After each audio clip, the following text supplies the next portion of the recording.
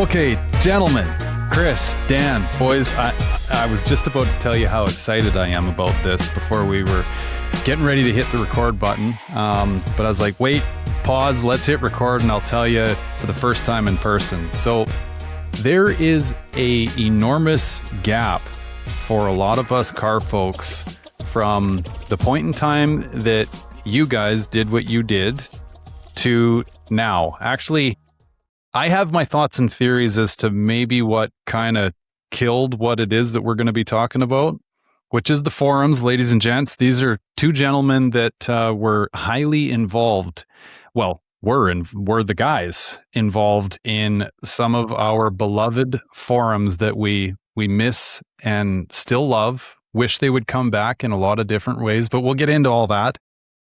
But yeah, there's this big gap in time for all of us. And we're going like, man, can we go back, please, to the old forum days? Because I don't know, Facebook's a whole thing. And anyway, so Chris and Dan, welcome, gentlemen. I'm really excited to have this conversation with you. Very excited to be here.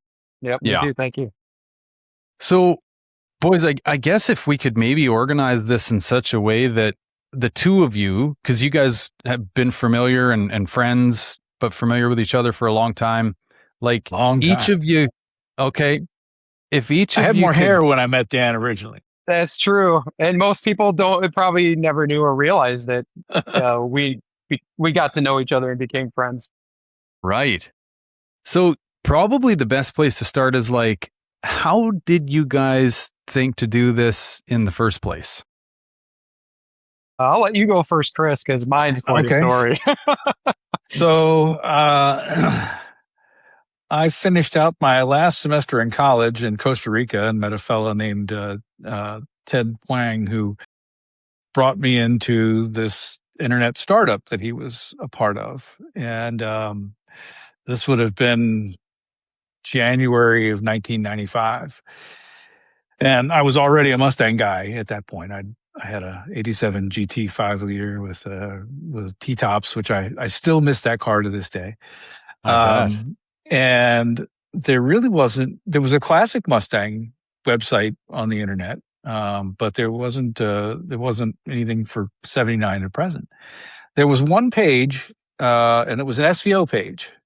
And the guy had posted that he was gonna take it down, if he didn't find somebody that would take the content. So, well, we're an internet startup. So I talked to one of my sysadmin guys and he says, yeah, sure. We can host it. So, we started out with some SVO content originally. And, I kind of just lucked out with the name. There was a point in time where Ford got real picky. Golly, when was that, Dan? That would have been. Oh yeah, I know what you're referring to. It was in the mid. It was in like around maybe 97, 98, right? Time frame in the late 90s. Yeah, late 90s. So I kind of lucked out with the name Corral.net. It had to do with horses, but it wasn't anything immediately Ford related. And so we kind of flew under the radar for Ford's lawyers. But yeah, so that was kind of how my site started out. We were originally on an old flat file forum piece of software called UBB Threads, I believe it was. And we, once the site started picking up steam, it would get corrupted all the time. And these threads would just get messed up because the web server was, serving or putting in a new comment as soon as, it was putting in two comments at the same time. It was a nightmare to maintain at first. But it was, April of 95 was when I started. I can't remember the exact date. But yeah, that was when Corral.net started. It was about April of 95. And it just early grew from there. Yeah, Dan was about that time too, if I recall. Yeah, maybe just slightly later in the year, 1995. Yeah, because we're talking, I mean, it's crazy to think now because it does in some regards feel like it was just yesterday, but I'm trying to think. That would have been like dial-up days. Like plug Yes. in, log into the internet. Like you're not just constantly connected, right? It's true. Yeah. Yep.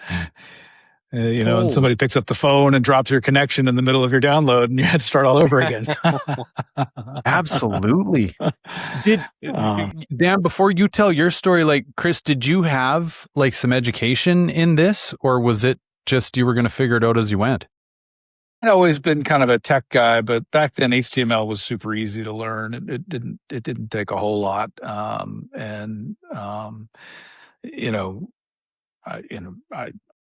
I figured I wanted to learn more, so the best way to do it was to get started with something that I liked, to give me some, something to play with and learn on, and that was Mustangs. And so that was how I kind of first cut my teeth on the software. Or there was no software. You hard coded everything.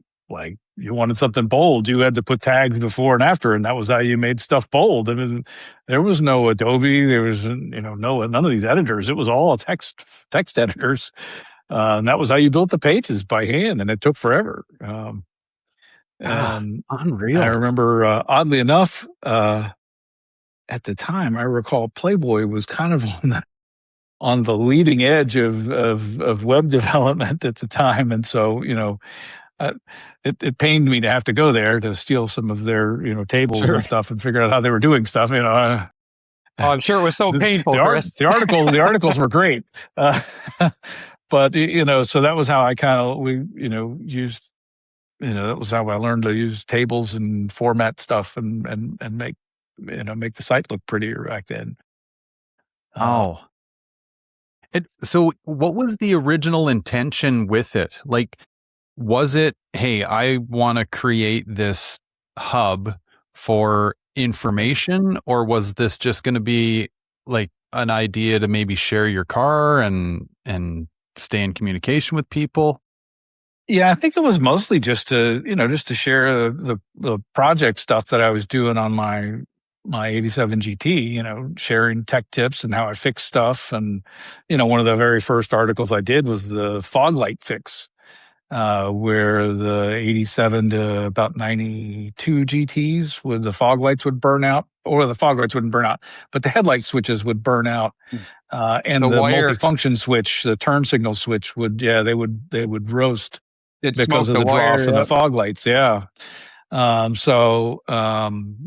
was one of the first, kind of tech articles I did, was how to, put a relay in and use the fog light switch as a signal to the relay. And I had a Sony Mavica, I think is what it was called. It was one of the first digital cameras that had a floppy disk. So you stuck a floppy disk in your camera and you got like 640K images. It was terrible resolution. It was like video camera resolution, but it did the trick back in the day, anymore now it's, it's 40 megapixels now.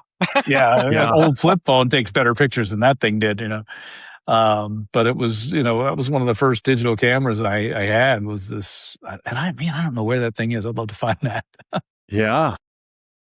But yeah, so that was, it was mostly just to share tech tips and how to fix stuff and, install parts and that kind of thing. And then, we kind of added forums on and then it just grew from there. And we had to get real forum software eventually. And, because it was an all day project, keeping this flat file threaded forum going, because it would just get corrupted all the time, several times a day, and we were going in and having to edit it by hand, and people would make a post and they'd lose it and they would get so mad.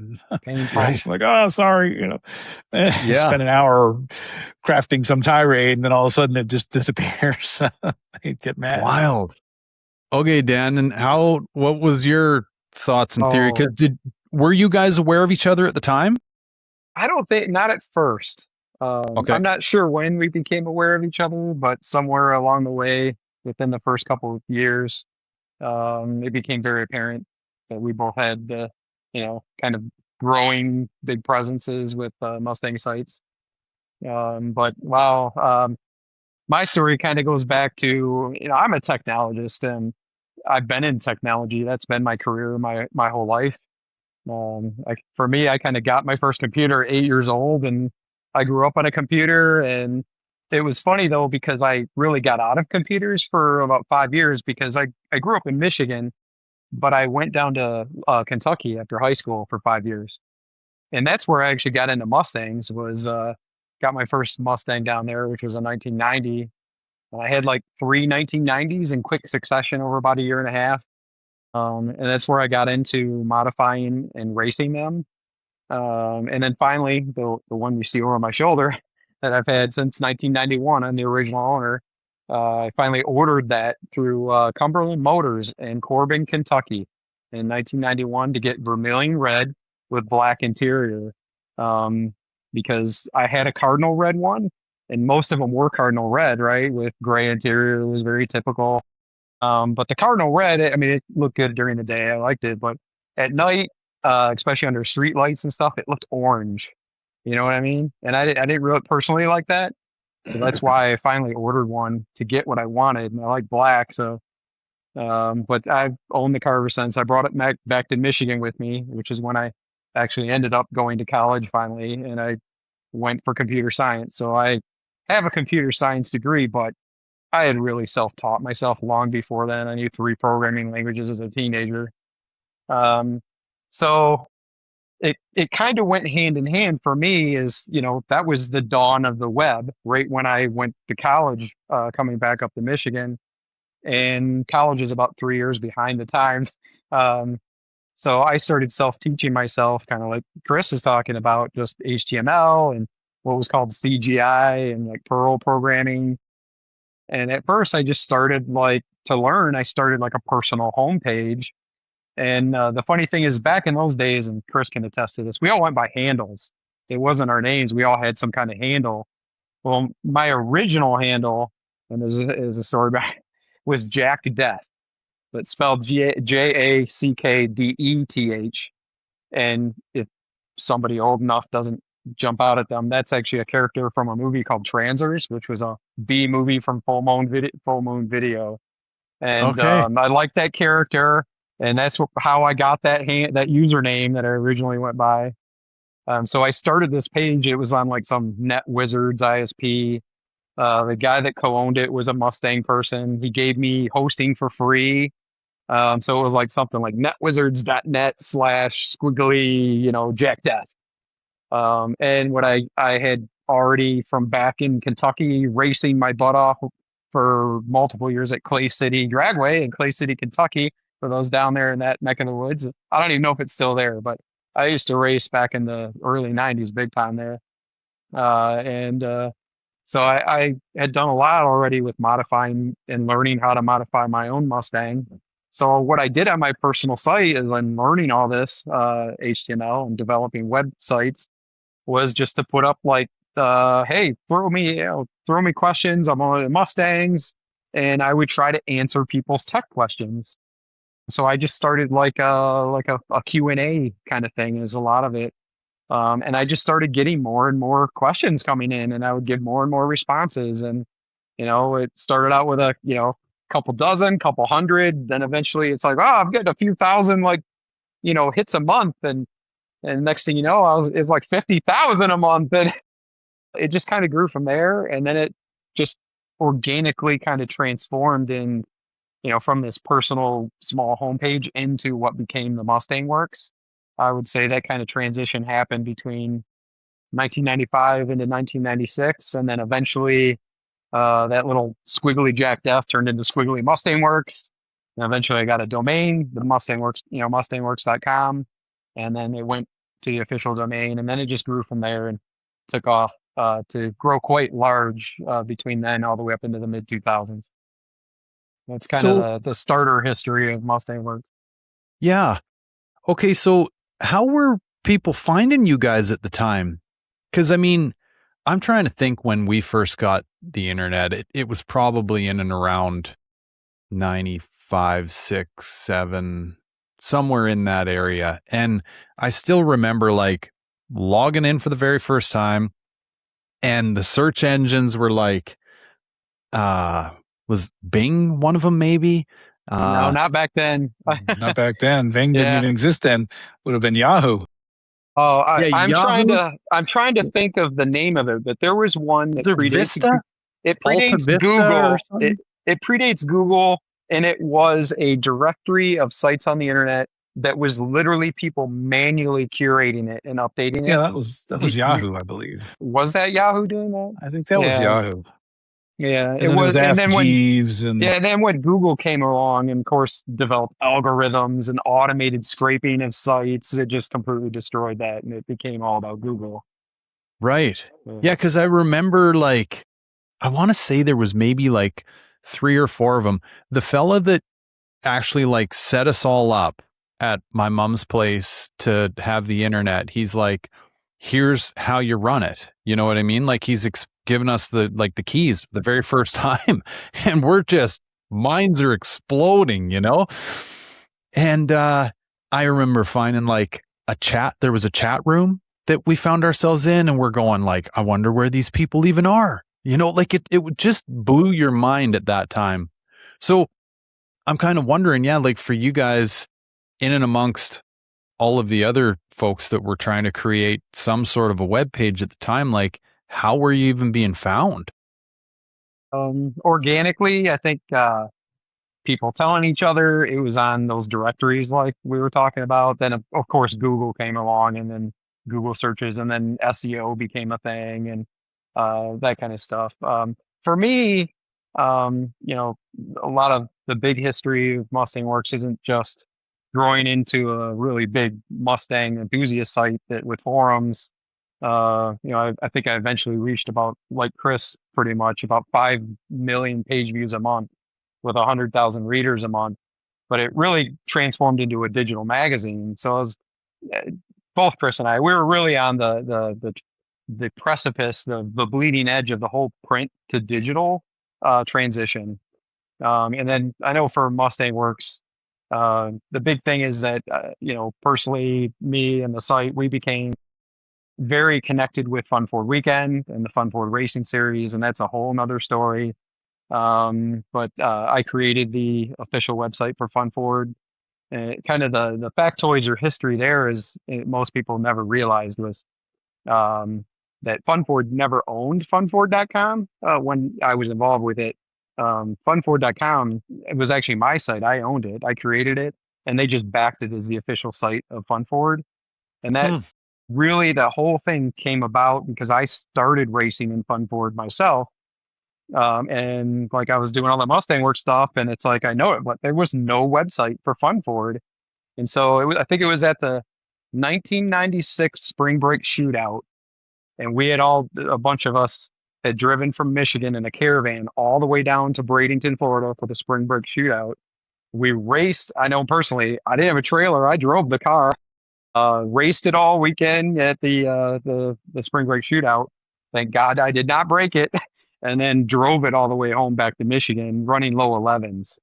But I Wow. approached the president of American Auto Sports, who's the company behind Fun Ford at the time, and he was an old time racer guy, and he didn't know nothing about this newfangled internet. And I just said, hey, I noticed you don't have a website for Fun Ford.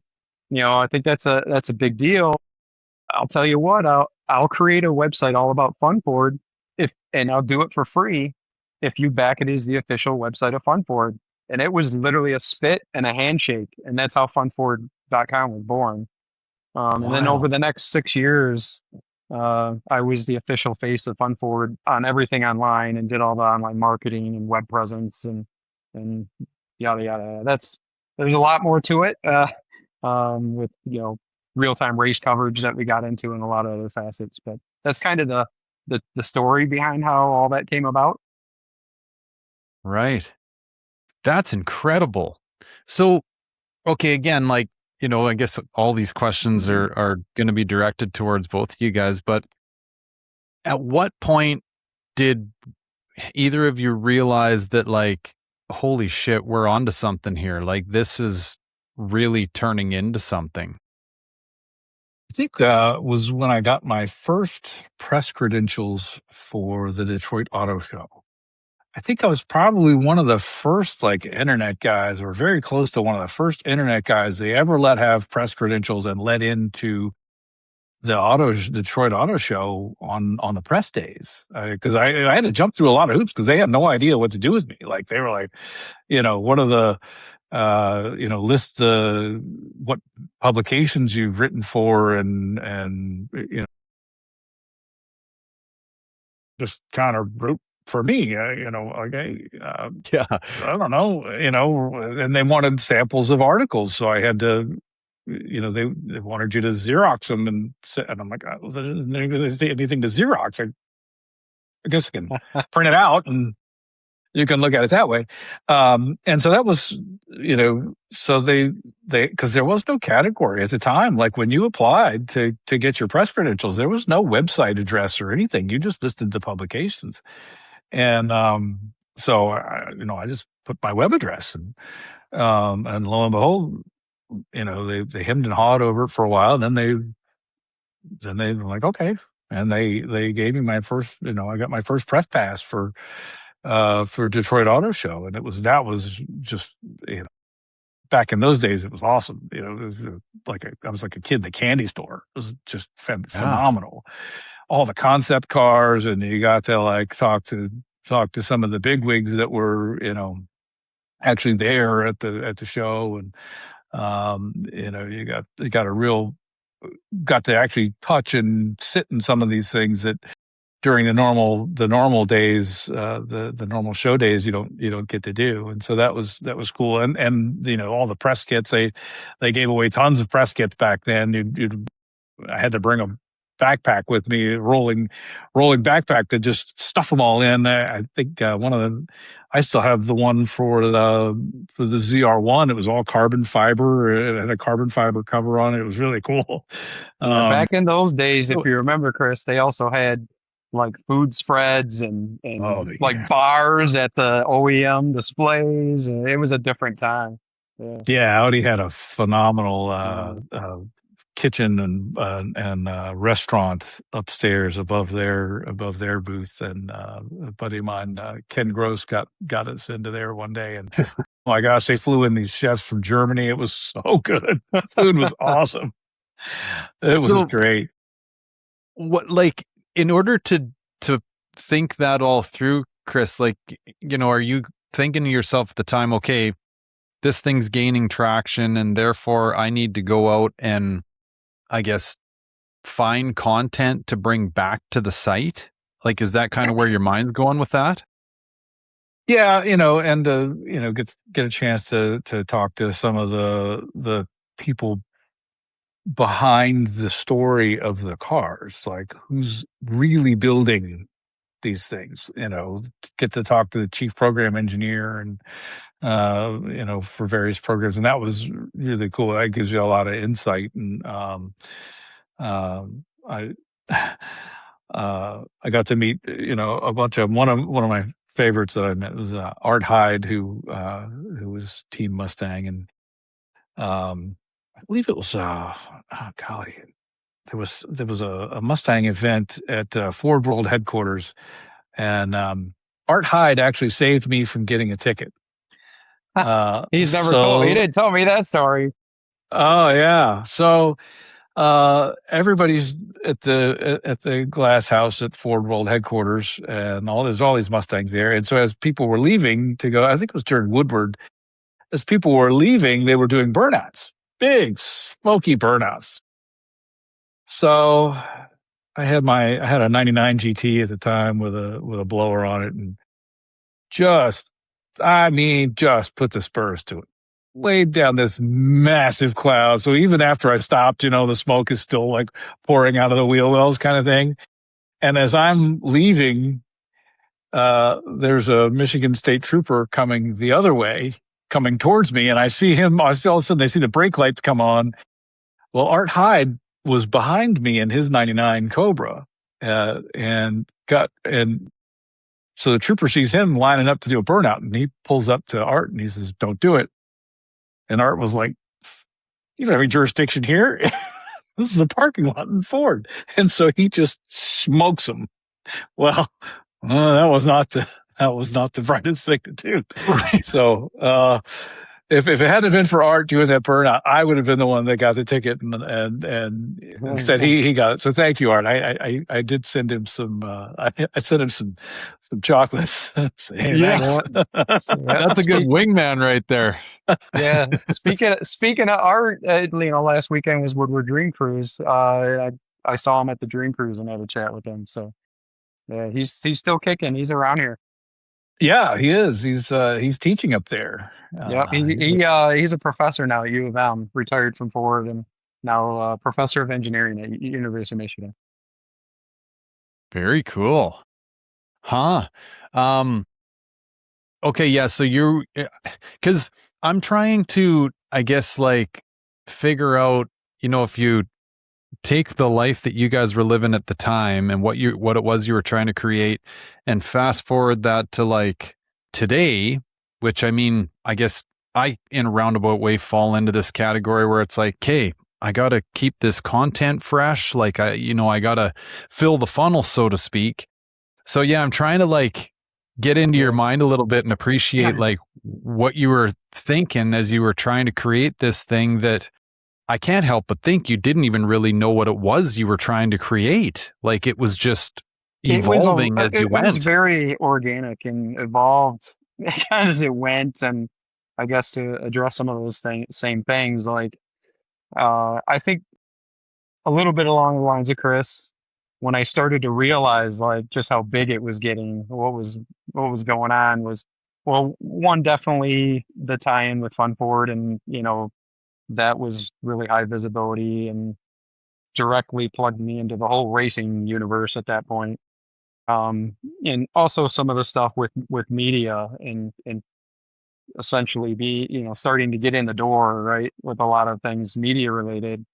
I think the other thing, and I know we chatted a little bit about this at Fox Fest, was when I'd be at an event or a car show or something, and all of a sudden, somebody would just come up to me and go like, "Oh, aren't you Dan McLean? Aren't you the guy that does the Mustang Works?" And it would just really throw me because I was never used to something like that. That people just like Yeah. recognizing me and coming up to me out of the blue, and like, you don't know who they are, but they're like, they know you.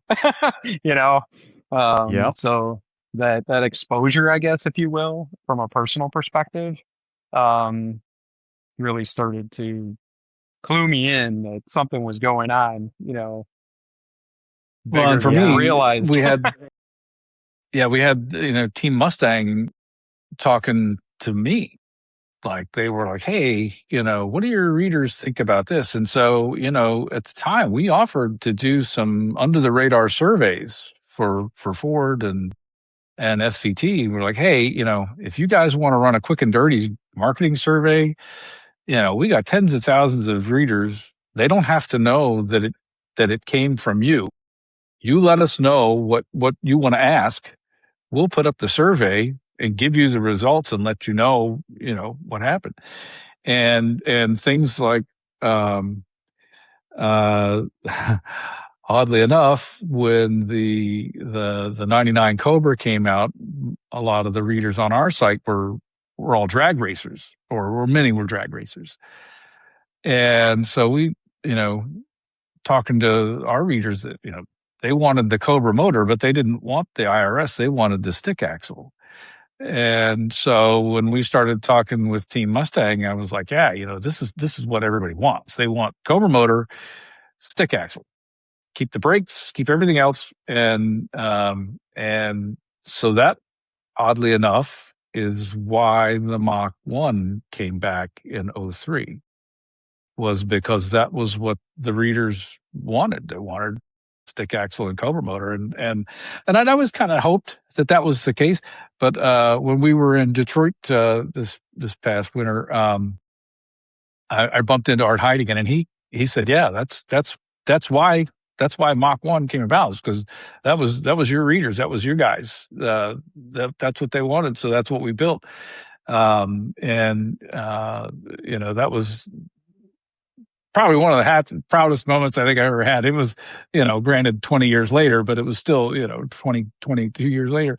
But I was like, wow, we actually did something. And that was one of the things I had hoped to do with the site, was to kind of be able to give the readers, almost acting, like a senator or a congressman. This is what the readers want. And then you take it straight to Ford and be like, hey, Team Mustang, this is what, this is what everybody wants. Can you guys build it? And so it was nice to kind of get that validation, albeit years later, because we never knew that was, I never knew until literally just this past January that was what caused that. And so, we really had tried to make it so that, that we could give our readers a voice and to, some eager ears at Ford, and hope that maybe it helped to shape the car that we all love. And apparently it worked a little bit. So That's pretty cool. I don't know if I ever knew that, Chris. That's pretty neat. I don't ever remember working directly with Team Mustang on any surveys or anything. I guess my somewhat similar story to that, though, of what I'm really proud of from an impact perspective, goes more to the racing world, which is somewhat similar. And that was with all my work and tie-in and close relationship at the time with Fun Ford.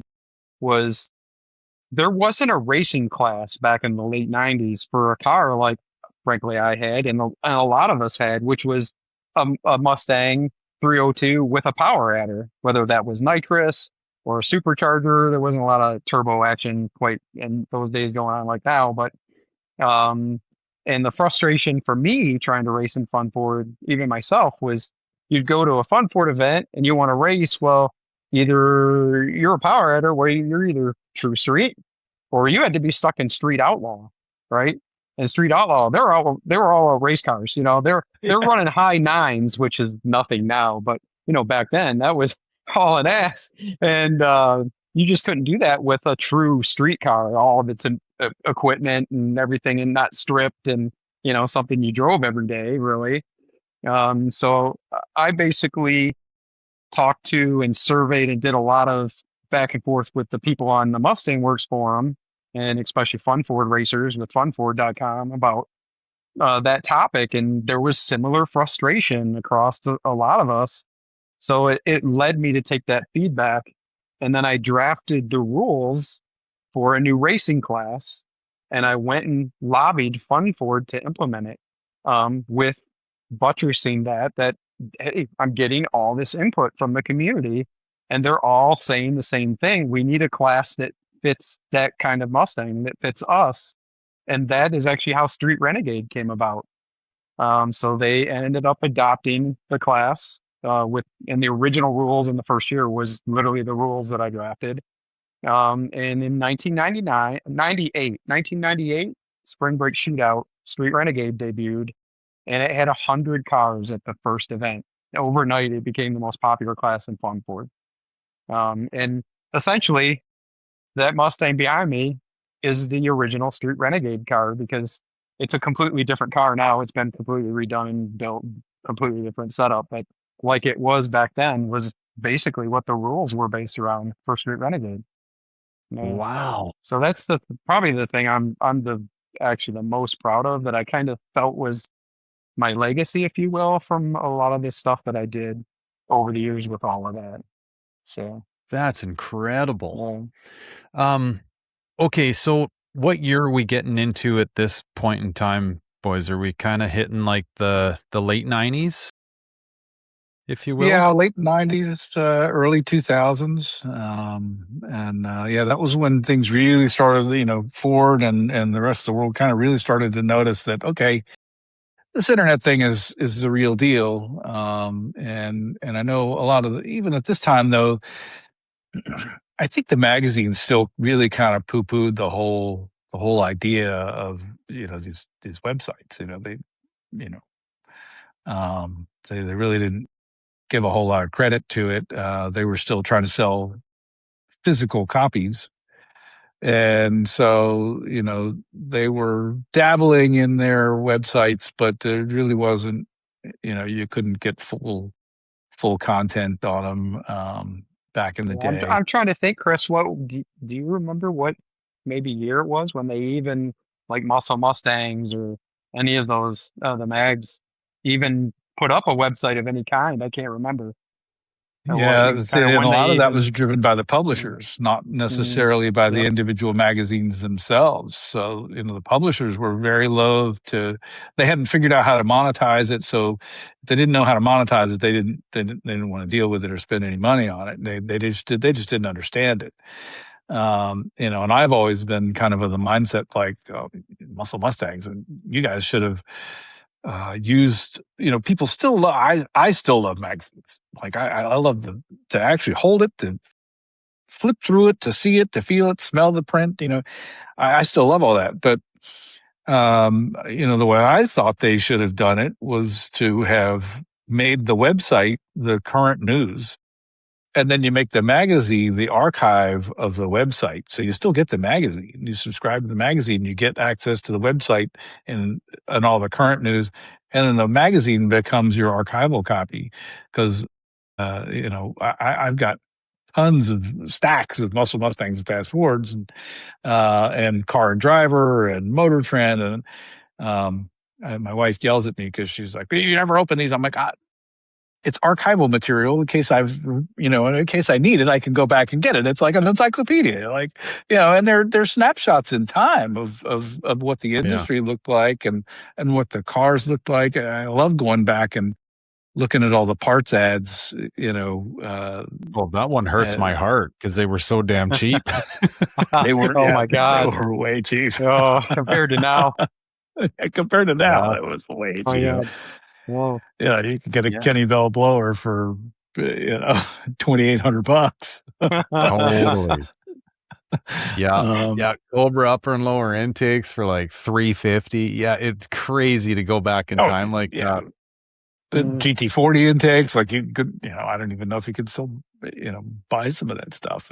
And Ford Motor, I still have a lot of the Ford Motorsport catalogs too. I used to keep those whenever I get my hands on one of those. I never threw those out. Those got stuck on the shelf with the magazines. Yeah, the magazine guys, they were definitely very what's going on here, and not too enthused with some of the stuff that we were doing. I know I kind of had started doing a lot of that, not real time. I always call it near real time race coverage of the Fun Ford events. And, I'd bring in a crew of 3 to 5 guys, and we'd do not every event. There was 10 of them all over the country, but we'd do the major ones. And, I'd come in with 3 core people, a couple, maybe other people sometimes. And I'd be up in the tower. And I had actually programmed a system where I could take the time slips as they were coming out from the round by round racing and key entry them into this back end software I'd written. And then on the Fun Ford site, it would refresh the page for the event and it would put the results round by round in real time would be coming up as I was entering them. And then I had one of my other crew at the time, Rudy Rueja, who's been in the game for a long time. He worked with Pro Media and the NMRA series with photography for years, all the way up until they disbanded recently. And then another guy, Dustin Wood, was a big name that worked the core team, and Rudy be doing photographs, and Dustin would be doing video 8 or digital 8 tape. And we started doing that when it was print film still. Digital wasn't available yet. And we were running up to CVS, Walgreens, and doing 3, 4 times a day, 1 hour photo development with just bags of road, film. And then I'd be up in the tower, like literally scanning the photos in with a flatbed scanner, one at a time, and on dial-up when we first started doing it, and then uploading the photos with FTP to the server to put them on the Fun Ford site and Mustang Works. I'd be up all night at the hotel, digitizing the digital 8 footage into video clips with real media. You remember that, Chris? Yeah. Um, And I can remember vividly, I think it was 1999 spring break shootout. I'm sitting in the tower doing this, and we're doing our thing. And, I had the guy like Evan Smith and Jim Camposano and maybe Donald Farr, I can't remember, the three or four of the magazine guys standing behind me watching me do this. And they were, one of them was just like, you're not going to be doing this at every event, are you? Because, we're putting it up like same day, same weekend. And for them, their stuff's going to come out 3 or 4 months later in print, right? So that was the time of the whole big transition from print to digital, and that's kind of how it started. Yeah. Hindsight's always an interesting thing, and I can't help but think that if I'm ever fortunate enough to get a chance to talk to somebody that was higher up in the print world back in that day, I can't help but think they got to look back on that time and go, we should have been talking to you guys more, because you guys were most definitely on the cutting edge of all of this stuff. Because to your point, Chris, when you were saying like the feel of the mag and like there's something about the magazines, and any car individual, doesn't matter which car or truck or anything it is that you're into, we all shed a tear when those magazines went away, because if you weren't fortunate enough to see your car in one of those magazines, that was the pinnacle of like, yes, car folks had made it, right? Yeah. You knew you made it when you were on the front cover. Oh, the front cover especially. Yeah, I was going to say, if you were in like Reader's Rides, like a stamp, you'd made it, let alone a spread. I mean, that's just different universe, So, yeah, and the funny thing about all this is, I mean, I'm not picking it up from you guys at all, and I never ever had this assumption, but I think they probably viewed you guys as competition more than anything, right? Well, it was definitely threatening people. Just I know the stuff that we were doing with Fun Ford and the real time coverage was probably threatening. I mean, that's change, right? It's understandable. I've kind of, in my career, I'm in technology leadership. So part of my role as a leader is to drive change. So as someone that's been often a change agent within my professional world, I'm very used to, change is hard, and often change makes people uncomfortable, if not even threatened. And looking back, I don't know, I even realized it as a dumb young kid, but I'm sure that's some of what was going on. And it's all water under the bridge now. But I'll say not everybody was all that friendly to me sometimes in the print magazine world back then, and probably because of the things that were going on and what we were doing. Although I want to give a shout out to somebody I will name, and that's Steve Turner, because one of the people that I'm going to tell you was always professional, that always talked to me, and that always, treated me with respect. Yeah, even during those days when I was doing that, maybe it was a little threatening to others. Was Steve Turner. He always showed me camaraderie, and I've always talked to him over the years. And I can't say what he thinks of me, but I appreciate and I love Steve Turner to death, and that's the reason right there, because he was always very cool. He was always open. Yeah. Yeah, Steve Turner's a phenomenal guy. He, what a class act. And Actually, and now, it's interesting because all the former print guys, they're now all digital guys. I was going to bring that up. They've come over to the digital world, and now they're, they're doing what we were doing, many, many years ago. And it's finally, it's finally come full circle. And they're doing it well. They're doing a fantastic job of it. They're really, the only thing that changed is at least for them. And they all had, I'm sure, had journalism backgrounds, and I didn't have a journalism background. I was just a hack. I could take some decent photos, I guess. But they learned. I guess they already had some knowledge of the tool. They already had some knowledge of the tools, and you typed all your stories on a computer. and so they had that, but I guess it was the final publishing piece that was sort of kept from them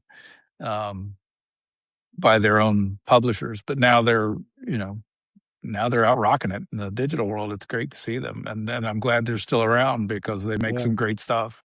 Yeah, and I will say, despite the little bit of description I gave there, all those same people, they over the years, they all warmed up. I talk to them all now when I see each other at events. Um, it's all cool. Yeah, Just change, it was a period of change. it was. Yep. Yeah, and it's funny because, like Chris said, they're all doing YouTube channels now, and a lot of the same stuff that Chris and I were doing back in the day. Absolutely. So now, what are you guys each respectively doing to feed yourselves at this point in the growth of your sites, or are you able to monetize the sites? You want to tell them kind of where you ended up with that, Chris? Well, so I got an offer. Does this go back to the Playboy thing? Yeah. No, don't worry, you didn't turn it into a porn Mustang. No, I got to a point where I was a one-man show. Like, I didn't have any help. Like, all the photos. Well, I mean, I had moderators that did a lot of work, and they really helped keep the forums going. But new content was, I had to do it. I had a day job, and Corral was kind of a hobby, and I really wanted. It got to the point where it was big enough that I wanted to see it grow. And so there was a company in Canada that offered to buy it and promised that they were going to kind of take it to the next level. There were going to be editors and photographers and all this stuff. And so I was hoping to see. It was, I'd had it at that point in time. I'd had it for about 15 years. And I wanted to see it grow. I couldn't make it grow anymore. So I thought they would take over and take it to the next level. And so I sold it in 2010, and I was kind of a mixed blessing. It did get a little bit bigger and it changed, but I think it kind of lost some readers, sort of went by the wayside after I left. I didn't realize that part of the site was also me. And I think that's why Mustang Works probably still kept its soul, is because Dan's still in it. And I, yeah, We'll get to that. Yeah. But yeah, it was, and that was a tough call for me to it's almost like sending your kid off to college, I guess. Yeah. Sending your child off into the world to go and fend for itself. And that was kind of a bittersweet moment for me, because it's such an integral part of who I was and what I did. And, you never went on vacation without a laptop or digital camera, and you were always kind of trying to maintain the site. So, it was a big change to kind of give that up. But yeah, I mean, it's, I still, I don't know if I would have, I don't know. Sometimes I'm not sure whether I would have sold it again or not. Right. It's a tough call. It opened up some other doors, but I kind of miss that and all the people, and I still talk to some of the friends. We had the site was almost like a soap opera. We had some really interesting things happen. Yeah, so did I. We had one guy that basically posted a suicide note on the forums. I didn't know about that. Oh yeah, he posted a suicide note on the forums and was like, kind of one of these goodbye cruel world kind of things. And nobody really knew who he was, but everybody had a little piece. Like, somebody bought a part from him off of the classifieds, and somebody, got this and that. And so everybody kind of, when they read that note, they kind of came together. And he's, they doxed him. It took a lot longer then because it was a lot earlier, but they sent the police to his house, and the police showed up and were like, "Hey, some people are really concerned about you. Do you think you're going to hurt yourself?" And he says, "Yeah." And they're like, "Well, we'd like to take you to go get some help." And he said, "Okay." And about Oh, 2 days later, his mom registered on the site and posted a thank you note. And No she kidding. said, yeah, she was like, "Thank you guys so much. If you hadn't done that, he would have, he probably would have gone through with it." Oh, that's And incredible. then, and we had one fellow that needed a kidney, and lo and behold, some people on the site got together, a few people got tested, and he found a match, and he got a kidney right, right off of the No site. shit. Oh my God. Dude, Yeah. I got goosebumps so tall on my arms right now. Like, that's wild. Yeah, we You had never all told me kinds of those interesting stories, Chris. Oh yeah, Yeah. we had all kinds of interesting things like that happen. And it was and we had back in was it 98 1998, we started our first corral day that we held at Bowling Green, and people from around the country would come, and Cyber Brawl we had 2000. Cyber Brawl 2000, and Yeah, I think and I kind of collaborated a little bit in the sense that I talked about it on Mustang Works too, and then a bunch of Mustang Works people showed up for Cyber Brawl, and I know I that was was there all that year. a lot of the enthusiast websites all got together and had a Yeah, giant grudge match. It was great. I think yeah, it Bob was Cosby cool. was he was kind of the driving force behind uh, Cyber Brawl 2000. I think that was his. I think that That was was kind of his fun. Yeah, we had baby. fun. A lot of people putting their usernames on their window and all that stuff. That was cool. Yeah, that was Was the Buick Grand National folks, and golly, I have the shirt somewhere. I still have that shirt, that T-shirt. cool. I What have a video somewhere of me grudge matching a Camaro at Cyber Brawl 2000 and giving him like a 4-second head start. And I still beat him. um while we're in that vein, boys, was there any competitiveness or like back and forth between and in and amongst the various forums that you guys were aware of, or were you guys all pretty cordial? I don't I remember was. anything like I that. don't remember anything like that. I No. know that our users had a lot of our users also had registered on Mustang Works too. So a lot of folks, they kind of went back and forth between And the I'd various say they were on forums. both of our sites by and large. Like we were two of the big properties, and that's two of the big, URLs they hung out on. Yeah, and it was funny because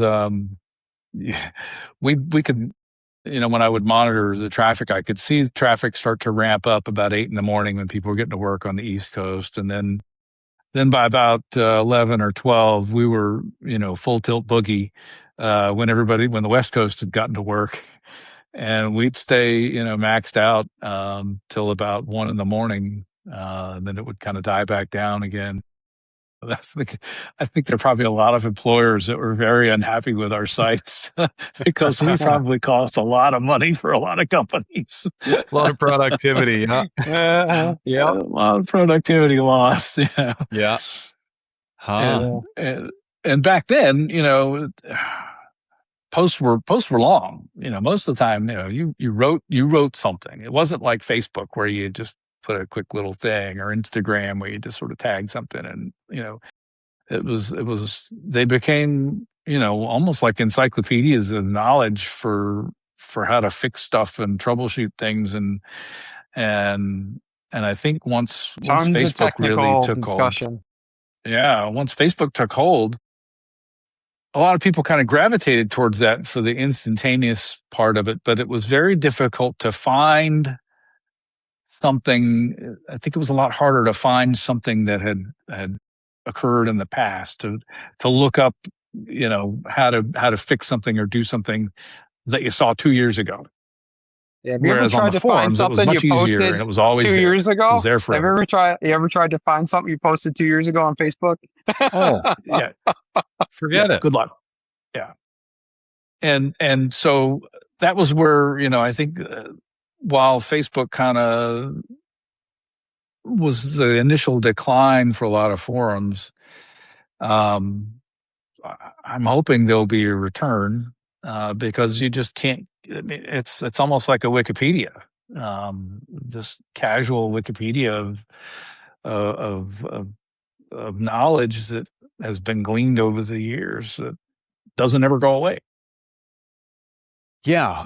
Now, sorry to maybe go a little bit back in time because well, Dan, you got to fill us in on your part of that whole sort of 2000 to Yeah, I've 2010 got a story. But completely different story than Chris on on the on that and where Mustang Works went. So. yeah, but like I guess the to fill in that gap in time with your story, Chris, like was it in and around the early 2000s that, because you mentioned that you were still working the 9 to 5, but trying to manage this more like a hobby? I'm assuming that at some point you had to like staff up a little bit or something. Or No, it was no? just me the whole time. Accounting, Holy ad shit. sales, doing banners, all that stuff. It was all me. Uh, That's incredible. and about, let's see, I want to say probably right around 2000, I started doing it full time for a couple years. And, but it was just, and I treated it like a regular job. I, woke up at the same time every day. I took a shower. I got dressed just like we would for work. And, no TV, no nothing. I'd hop on and start working just like I treated it like a regular job. There was also some really interesting stuff going on in Ford around that time too. And that was where we really kind of got into being able to go and see some of the secret sauce, some of the things, projects that never came about, and some projects that, like there was uh, Ford had an event in, I think it was about 2000 or 2001, and I got to drive a paddle shifted Cobra. Um, they Wow. had a 2000 Cobra with or 2001 Cobra with a Magneti Marelli paddle shifted T56 in it. And I got to drive that. That was very interesting. That was super cool. They took the 98 SN95 clock pod and put a counter in it, an LCD, LED, 8-segment LED display in there. And that was how you knew what gear you were in. And it had Batwing paddle shifters that were behind the wheel. And there was a hump where the stick shift normally would have gone. And so, yeah, it was super cool to be able to see, some of the things they were kind of working on and thinking about, and some of the stuff that, didn't come about, but, would have been cool to see it, see it come out. So the, paddle shifted Cobra came out, what, 20 years before it actually came to the masses. Yeah. It was super cool back in those days. Wow. Okay. So and that would have been, I guess, when you were doing it full time through like the early mid 2000s there, the 5, 6, 7 range kind of thing. Yeah, about 2000 through 2002 was when I was doing it full time. Okay. Yeah, it was, it was still a lot of work, but, it was, that was, that was kind of the, the, the real meat potatoes of running the site was all, me handling the back end stuff. Again, I had tons of moderators that were doing a phenomenal job of running the forums, that let me focus on trying to write articles and go to some of these events. And, some things that you couldn't photograph back then, like, if you got a tour of the X Car Garage, you couldn't bring a camera into the X Car Garage at Ford. You got to see Yeah. some cool stuff, but you couldn't talk about it, and you couldn't, you couldn't take photos of it. And back in when you'd go to the auto shows or whatever, or if Ford would send you something, they'd tell you it was embargoed. And that was one thing I was very careful to do, is I never, ever broke an embargo. That was something I never You don't did. want to do that. You'll be cut off right now. Yeah. Yeah. I made sure. And there were some other sites that had kind of come up in the time, in about that time frame. And, uh, and some of those guys weren't so scrupulous, and you'd see something that you knew was embargoed, and these guys would just post it anyway. And you're like, come on, You the got to honor magazine that. guys already hated us. Yeah, the magazine guys already hated us anyway, because we could go to print. You could get something that was embargoed, and as soon as the embargo lifted, you could publish it. And meanwhile, they're still waiting another month or two before their stuff was coming out. And so by the time they printed it, it was old news at Old that time. news. Yeah, but then when you got some of these sites, I think it was a West Coast Mustang site, that they just print it whenever they got it. They didn't care. Right. And so I guess for us, for me and Dan, it was probably, I don't know, I can't speak for Dan, but I always kind of got mad about that. Probably kind of the way the magazine guys got mad at us. I'd get mad at these people that were breaking embargoes deliberately, and so that would, but that was one thing I made sure never to bite the hand that feeds me. Yep. Very classy. Okay, Dan, your turn, buddy. What, I guess from the late 99-ish era to getting into the 2010s, what was going on Mustang Works? Well, that's where things really expanded for me. Chris will relate to this. Back in those days, if you wanted to make real money in advertising with a website, you needed to become what was called a double-click site. So DoubleClick was the huge advertising entity on the web back then. Eventually, it was acquired by Google and became part of Google, and just morphed probably into what's AdSense and all that today. But back then, you needed to be a DoubleClick site. Of course, I tried and did sell ads to companies in the industry directly. But where the money was really at was becoming a DoubleClick site, and you had to be up there. Like, I think I didn't get to become a DoubleClick site until about a year before the .com bust, maybe a little more. And I think it's after I crossed the threshold of around 5 million page views a month, and I showed them I had 100,000 unique, visitors and readers a month.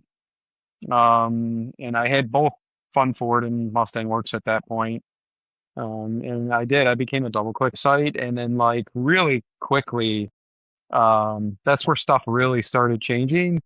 And I actually, like Chris, I was mostly a one-man band with a lot of things, although like Chris talked about, I had a whole host of moderators for the forums. We had a dedicated moderator for each forum. And they certainly, helped a lot.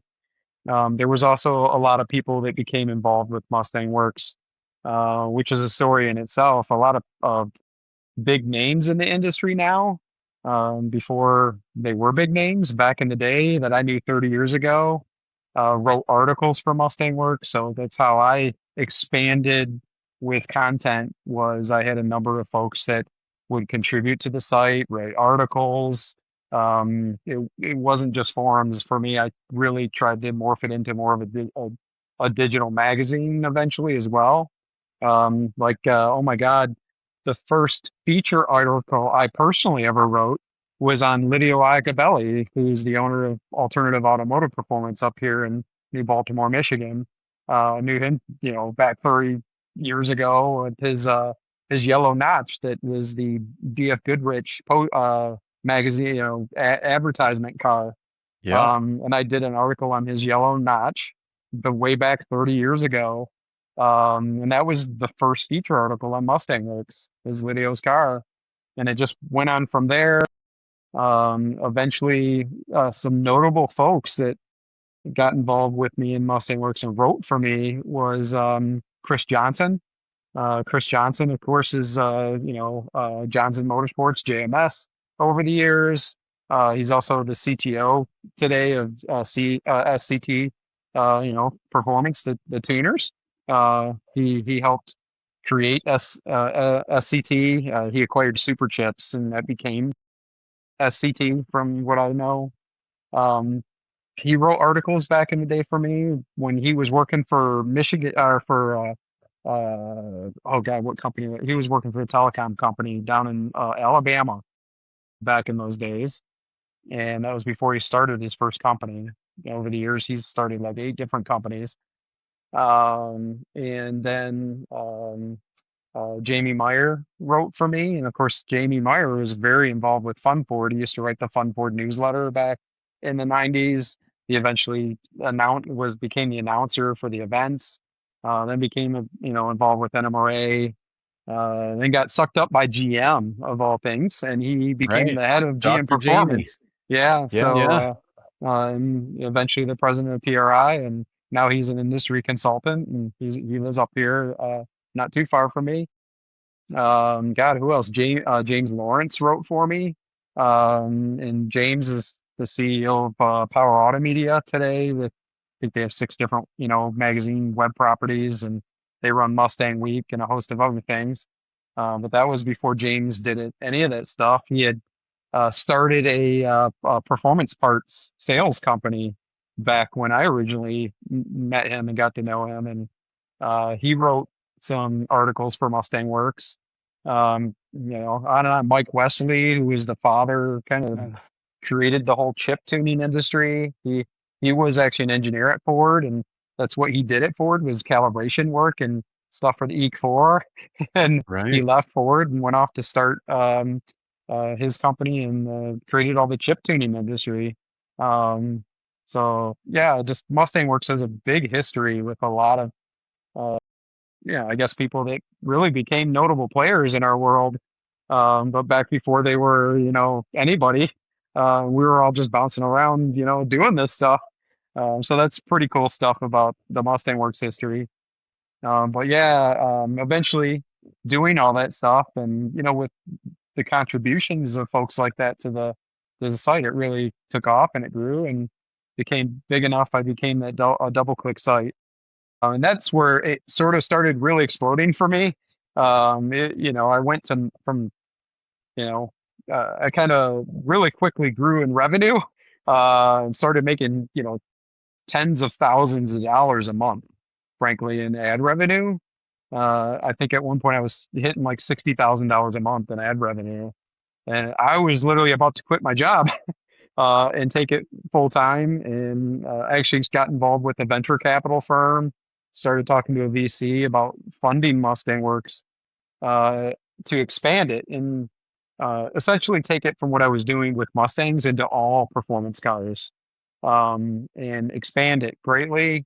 I was thinking of things like Bring a Trailer. I was thinking of that back in like the early 2000s, and actually acquired the domain theautoexchange.com, which I still own today.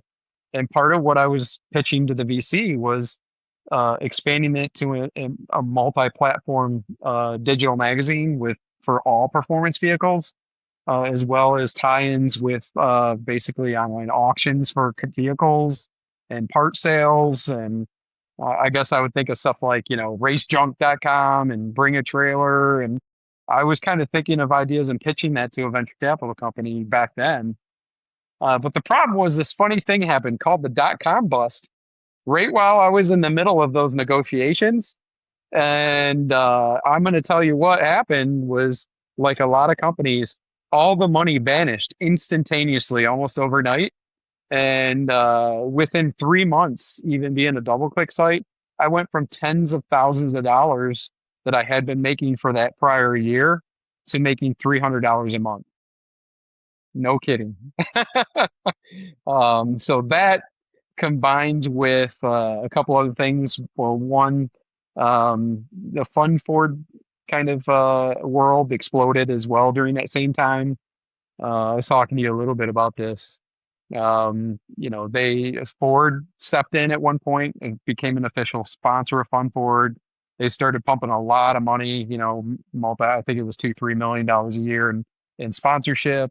And then when you added in all the other sponsors, involved in Fun Ford and the industry, it became, millions of dollars involved in Fun Ford and sponsorship and big events. And, when a lot of money comes into play into something, things tend to get stupid.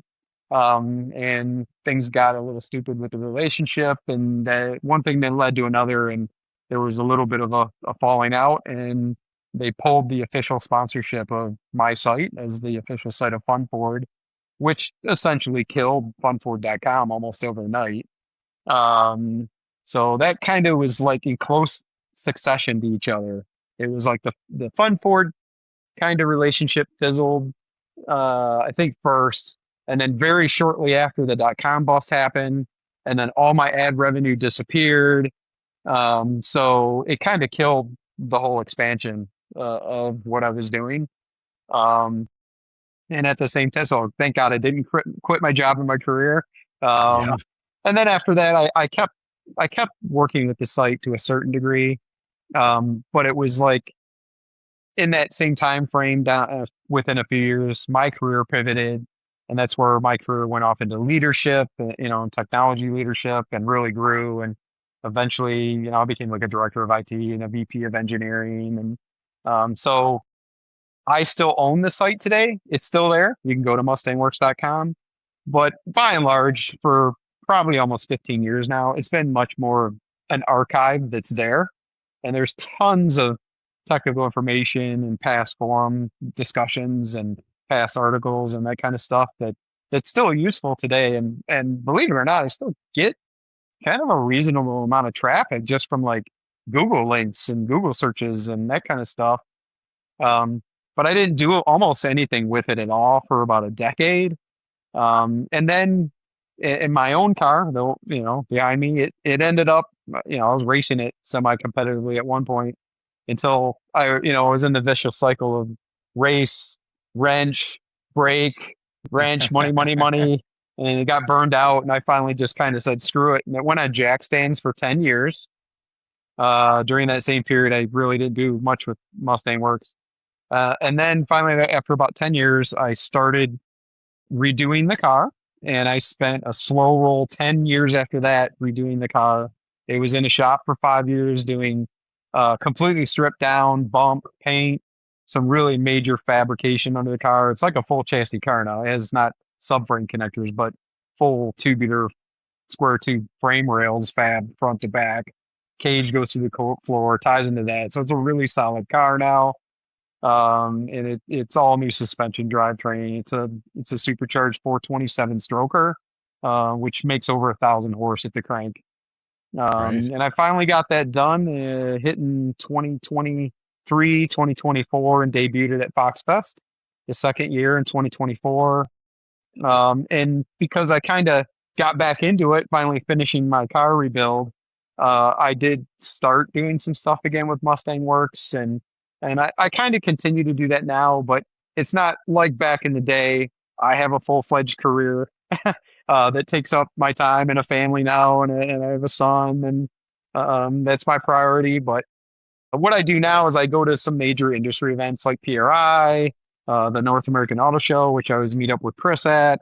If I get to SEMA or something like that, then I'll write articles about those events and those major, shows. But beyond that, I don't actively right now do a whole lot extra on it because of just the time limitations. But I still throw some stuff out there here and there. So Right. it's cool. And, I've gotten back involved with the events and car shows, and of course saw you at Fox Fest, right? Doing that. So it's cool. And I'm back involved with the hobby in that regard. And I'm really enjoying my car. And, you know, it's turned out to be quite a beast. So Yeah. it's a lot of fun. Oh, guys, this is incredible. So one of my favorite movies of all time is Blow with Johnny Depp, right? Just such an incredible up and down story of, the guy that shouldn't have even made it out of the Bronx to making it to the top of the world. And Man, it still breaks my heart, that last scene where he's taking one last kick at the can, right? And trying to get his time with his daughter. Anyway, that's what's going through my mind hearing this story right now, right? I'm just like, man, like you guys were doing this. Like you're doing everything I was doing way before it was ever thought of. It's not even, I don't even want to bring myself into that realm of things because I'm not writing code. I'm not doing nothing. I'm taking advantage of people that have already written all the code and just going click upload. Like you guys were, well, Dan, you were scanning photos at the hotel. Like, in the Jesus tower all day long. Right. It was a lot of work. I think I got it tough when I go on the road, right? Laptop and a GoPro, like this is a whole other level. You have no idea. For like 2 days straight, I didn't sleep at those events when we did that. It was. I think back now and I'm thinking, man, I was crazy. Good thing I was young because I couldn't do that today. I'd die. It was so much harder than, the Photoshop was kind of in its infancy. There really wasn't any photo management software. Like every edit you did in Photoshop, it was all manual. There was no, fix this and get rid of this telephone pole AI stuff. Like you were in there digitally erasing stuff, getting telephone poles out of people's heads or, changing exposures and doing it all, tweaking everything by hand. It took forever. Now you got Lightroom, you tell it, fix this, fix that, and it does it, and then you just export it and bam, it'll, send it up wherever you want it. And, we were, back in the day, like I said, yeah, you were using Notepad to write your article, and then you were putting in all the HTML tags and making it so, resembled at least something passable. Right. Yeah, there were no editors, and now you've got content management systems that you just type like on a word processor, and you just drag the photos right in, and it puts it where you want, and it resizes it, and you don't have to do anything. Like you wanted to change the size of a photo back then, you cropped it. It's getting more crazy than that now because essentially what I do now, I'm the head of innovation and AI for a major company. So I can tell you a little bit about AI and what that's capable of. So if I was doing that today, I would literally be taking those photos. I would develop some AI skill, what are called skills, and I would take and just throw the photo directory to AI. I would give it a bunch of notes about the event or the race or whatever the article is, and it would essentially write the article for me in about 5 minutes or less. Funny you mentioned that. I'm actually building an AI server in my basement right now. Yeah. You told me about that. On the screen behind the screen where I'm seeing you guys, it's busy working and doing its little thing right now. So, So it comes a long way from this. So I'm going to show you something. I was searching through some stuff. I was cleaning out something not too long ago, and I ran across this. You want to talk about nostalgia? It's my 1999 press kit. I don't care my address is on there because I don't live there anymore, so you're not going to find me there. Wild. But it literally has press releases. There's even, oh my God, site statistics. What else is in here? I'll show you. Here's one of the old designs for Mustang Works in the early remember that one. Early 90s. Oh my God. Yeah. Where's my God. So Dan, this was like part of your pitch deck that you were for advertisers, yeah. And stuff like that. And like here is literally the staff of MustangWorks.com in 1999 that I officially had in the press kit. So I have I want to name them because they helped a lot with the site, if you don't mind. Hopefully they're listening. My God, this jumps back like 25 years for me. But I had, of course, the founder, Dan McLean, and I had links on here to all of our bios, and we had a bio page for each person. But you had the Tech Forum moderator, Jim Sweeters, Classic Forum moderator, Jonathan Phillips, Fun Ford moderator, Jeff Chambers, who was a True Street racer and champion, Street Racers Corner, Kevin Price, Blue Oval Lounge, Steve Bernard, Performance Industry Forum moderator, Harry Michaels, Classifieds moderator, Brent White. He was a road racer. I had site contributor, Dr. Jamie Meyer, site contributors, Chris Johnson, site contributor, Mike Wesley, site contributor, Marty Cott. And Marty Cott is with Ford Performance. He works on the technical group to this day on the tech line, and he helps people with technical assistance. And it goes on from there. But that's what was on the list with that media kit in 1999. It's just amazing to like look back and see that now. I can't believe I found that. Dan Oh, is way more organized than I ever was. I never I'm had not. It anything was like in that. a I was tote. like, It was in the bottom of a tote or something like that in the corner of a room.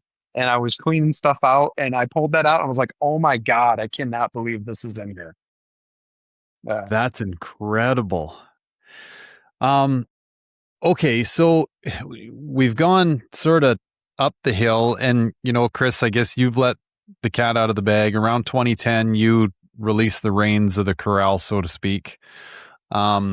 But I mean, getting into 2010, like I was actually just telling this story the other day.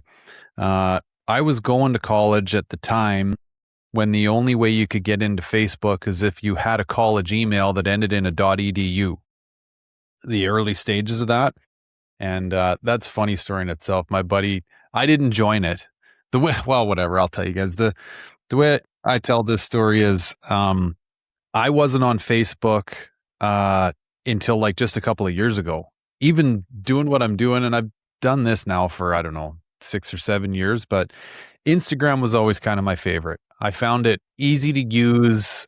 I really loved it. I think this kind of goes back to the forum thing for me too, but I loved it when it was just pictures. It was simple. You could see what your buddies were doing and whatever. But anyway, I held out on Facebook till just a couple years ago. But back when it started and I had an opportunity to get in it with a .edu email, I was like, no, that's not for me, right? I like my simple little life over here. But my buddy got into it and we're in college doing the college thing. He goes, Gary, you're not going to believe it. There's these groups, like I can join a group that's into like camouflage print. And he goes, I'm in there meeting girls. And he goes, one came by last night.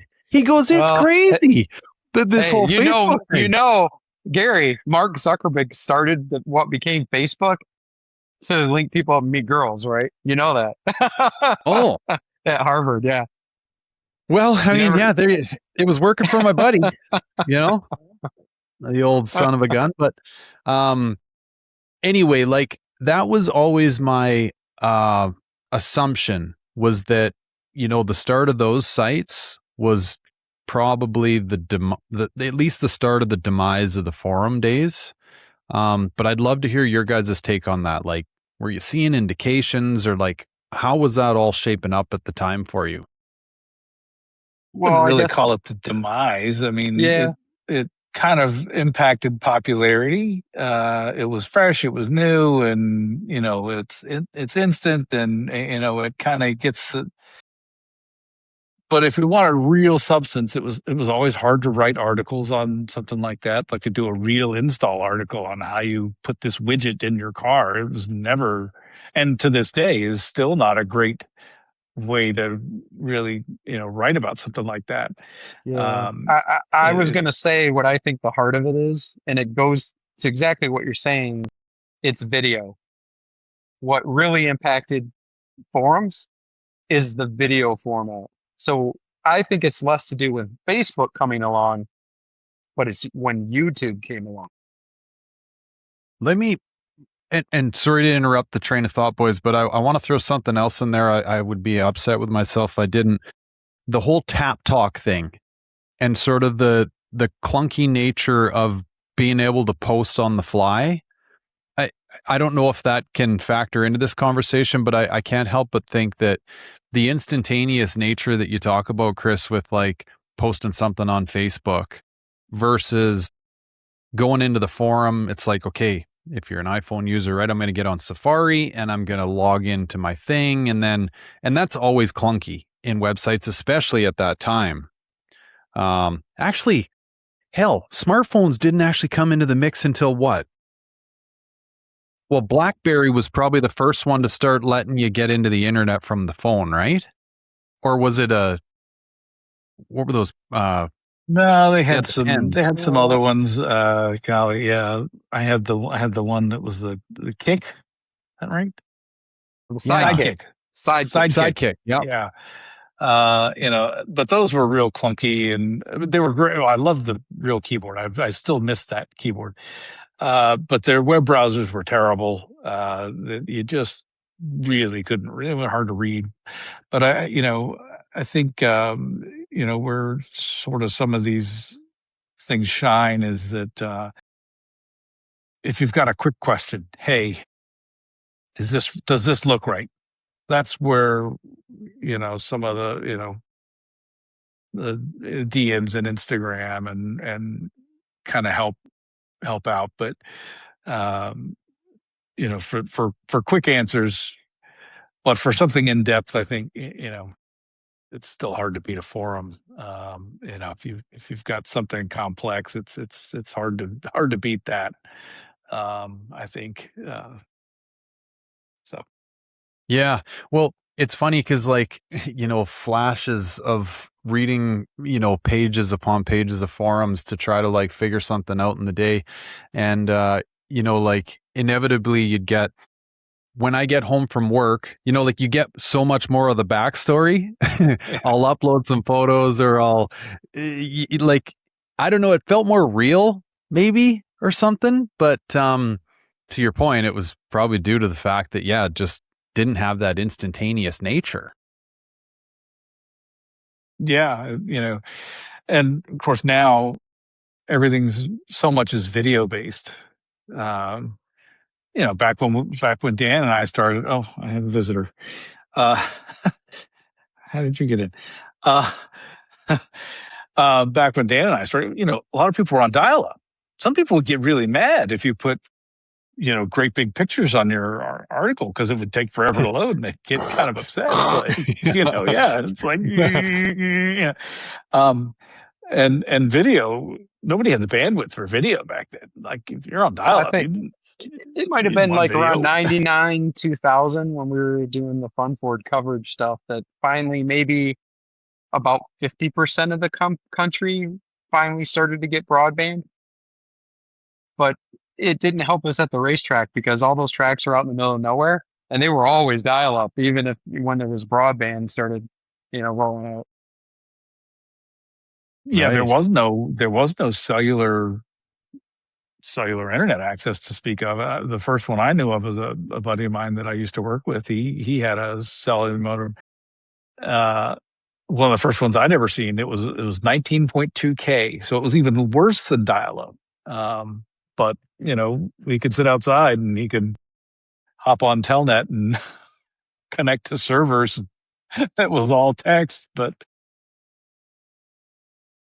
yeah, I mean it was all but it was 19.2K. Like that wasn't even a 56K dial-up. That was half of, not like almost a third of a 56K dial-up. So it was super slow.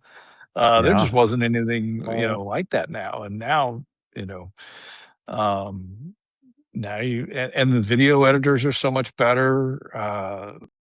They all practically do everything for you. I mean, there really wasn't anything like that. You wanted video editing, you almost had to get professional grade software, and that was thousands of dollars back then, or hundreds of dollars at least. Wow. I can remember getting remember ISDN. So at one point I got ISDN at home, and it was like having dual 56K 56 baud modems. So you had 128K, 128. Yep.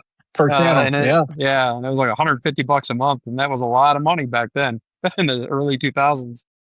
Yeah, at one point I was running Corral off of ISDN in the basement of the townhouse that I lived in. So and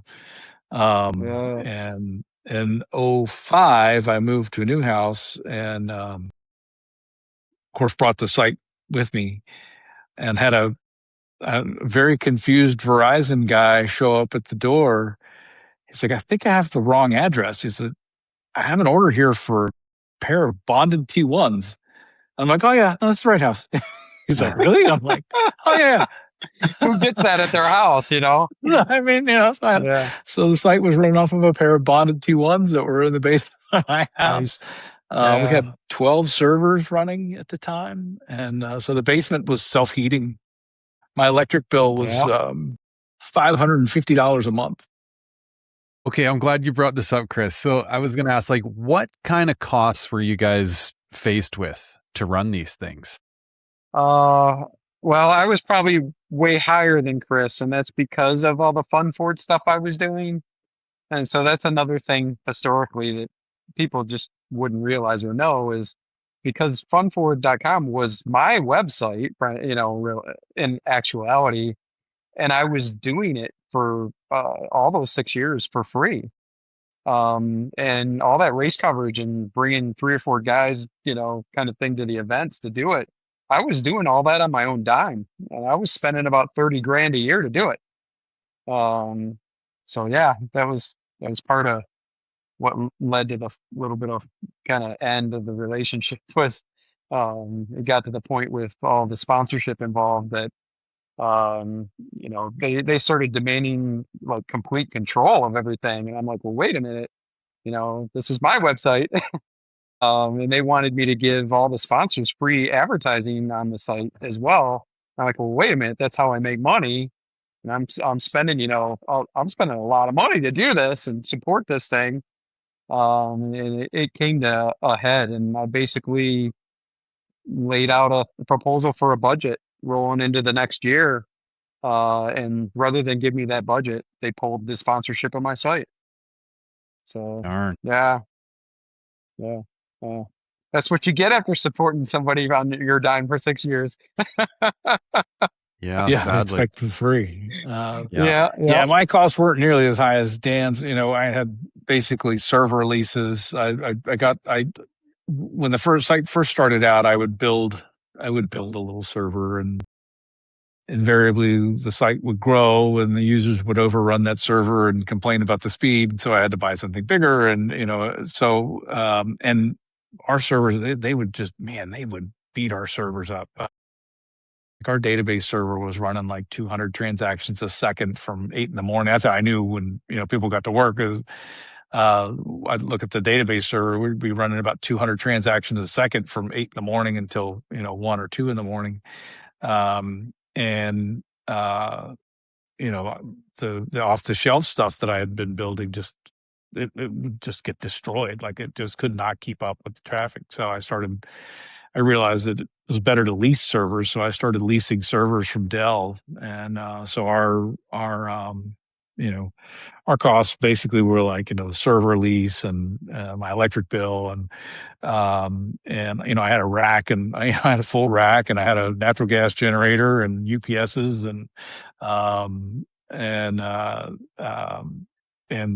cost of the T1s. And when they finally overran the readers finally overran the dual T1s, then I ended up sending everything to a hosting facility so we could get faster access. And it ended up actually getting cheaper to just lease a rack space to put everything in. And where I am now, there's a ton of data centers here. This is about 80% of the world's traffic travels through the data centers in the county I live in. Um, and so it was cheaper to do that then, you know, than to have the T1s and paying the local loop costs and having to keep all that infrastructure in the house. It was just easier to just put it all in the data center.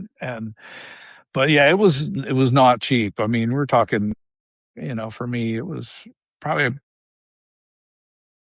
close to $5,000 or $6,000 a month just to keep everything there with all the lease costs and the circuit costs and that wasn't even, you know, for me to get paid. I was like Dan, I was kind of doing everything for free. The advertising was just covering my costs. I didn't make nearly as much money. He did a way better job than I did on a monthly For a basis. while it lasted. For a while it lasted. He did a way better job than I did. So, Chris, you'll have to excuse my ignorance because this stuff gets me out over my ski tips pretty quick. In that, like, my brother, who's quite good at this stuff, I was telling him the other day that I deal with like a lot of my own content related data, and I'm trying to do this from SSD drives, and they're getting more expensive and all this stuff. And I talked to a friend of mine, and he goes, "Well, I'll help you through this, but like you're gonna take a little bit of a leap here towards like server stuff." And I'm going, "Oh shit, this is making my head hurt," So that's where my ignorance comes from. I've just kind of gone to this like big boy hard drive system to try to house all my stuff. Like back to what you said when you're like, I literally like, or I physically moved the website. Like you're hosting the website out of your house. So anyone that logged in came in your door digitally and back out. Yep.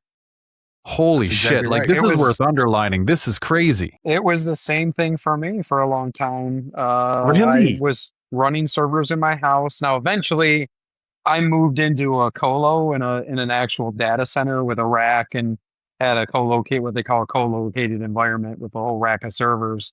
But um, kind of, it's actually a crazy story. What led to me going, holy crap, I got to get into a real data center because, like Chris, I was hosting everything out of my house, and I was running mine over cable modems, very high end cable connection.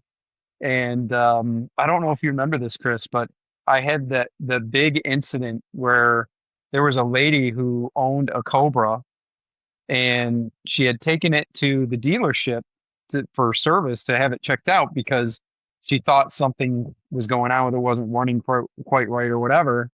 Well, the mechanic apparently proceeded to take her car out on the expressway, beat the living shit out of it, drive it down the expressway like 160 miles an hour, and then thought it was intelligent to get on Mustang Works and make a big post berating the lady, not by name, but gave this whole story about he beat the shit out of her car, how it ran great. She doesn't know what the hell she's talking about, basically.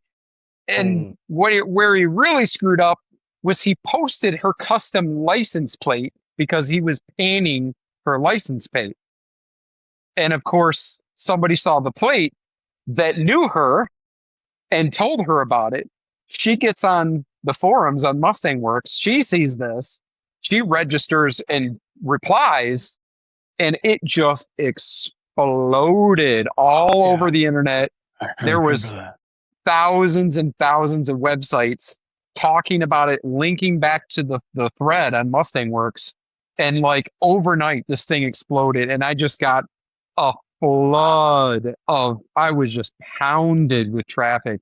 At one point, I think we estimated I was getting 5 million requests a second. On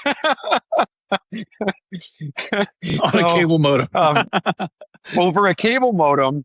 And the funny thing is the cable modem didn't end up being the bottleneck. It was the server. And so I called a guy that I knew that I had done work with, and he had some stuff that he was hosting, and he had a number of servers in his basement. And I'm like, dude, can you please bring some hardware over here? And he was running over, bringing servers he had sitting around not doing anything yet. And we were standing them up and we were doing what you call load balancing and trying to load balance the traffic. And I didn't have a physical load balancer hardware wise. So we were doing a bunch of crazy proxy setups and trying to load balance all this stuff just to keep the thing from completely imploding and crashing the server. And this just went on for like a couple weeks. And all this culminated into Ford becoming aware of this somehow. And then Ford stepped in with the dealer, and I'll just say that mechanic was fired. Yeah, I remember at the that. dealer Yeah. at the He did dealership. not stay employed at that He dealer did not stay after that. No, employed. he And was, Ford and the dealer directly offered to cover her with like some big extended warranty. And if anything went wrong with the car, they would cover it and yada yada. But it was not good for that dealership or that mechanic or a good look for Ford. And it exploded. And actually, to be honest, a, sometimes for a website, a controversy is a good thing. That's actually, I think, what pushed my traffic over the edge, and I became a double click site. Oh, To be honest about it. yeah, like I yeah. said, these sites, back in the day, there was all kinds of Yeah. drama. You never knew what was going to Oh, happen. yeah. And I pulled we this had up to, while we were talking. Sorry, Chris. So that's what led to me acquiring all this, if you can see it. oh yeah, Holy.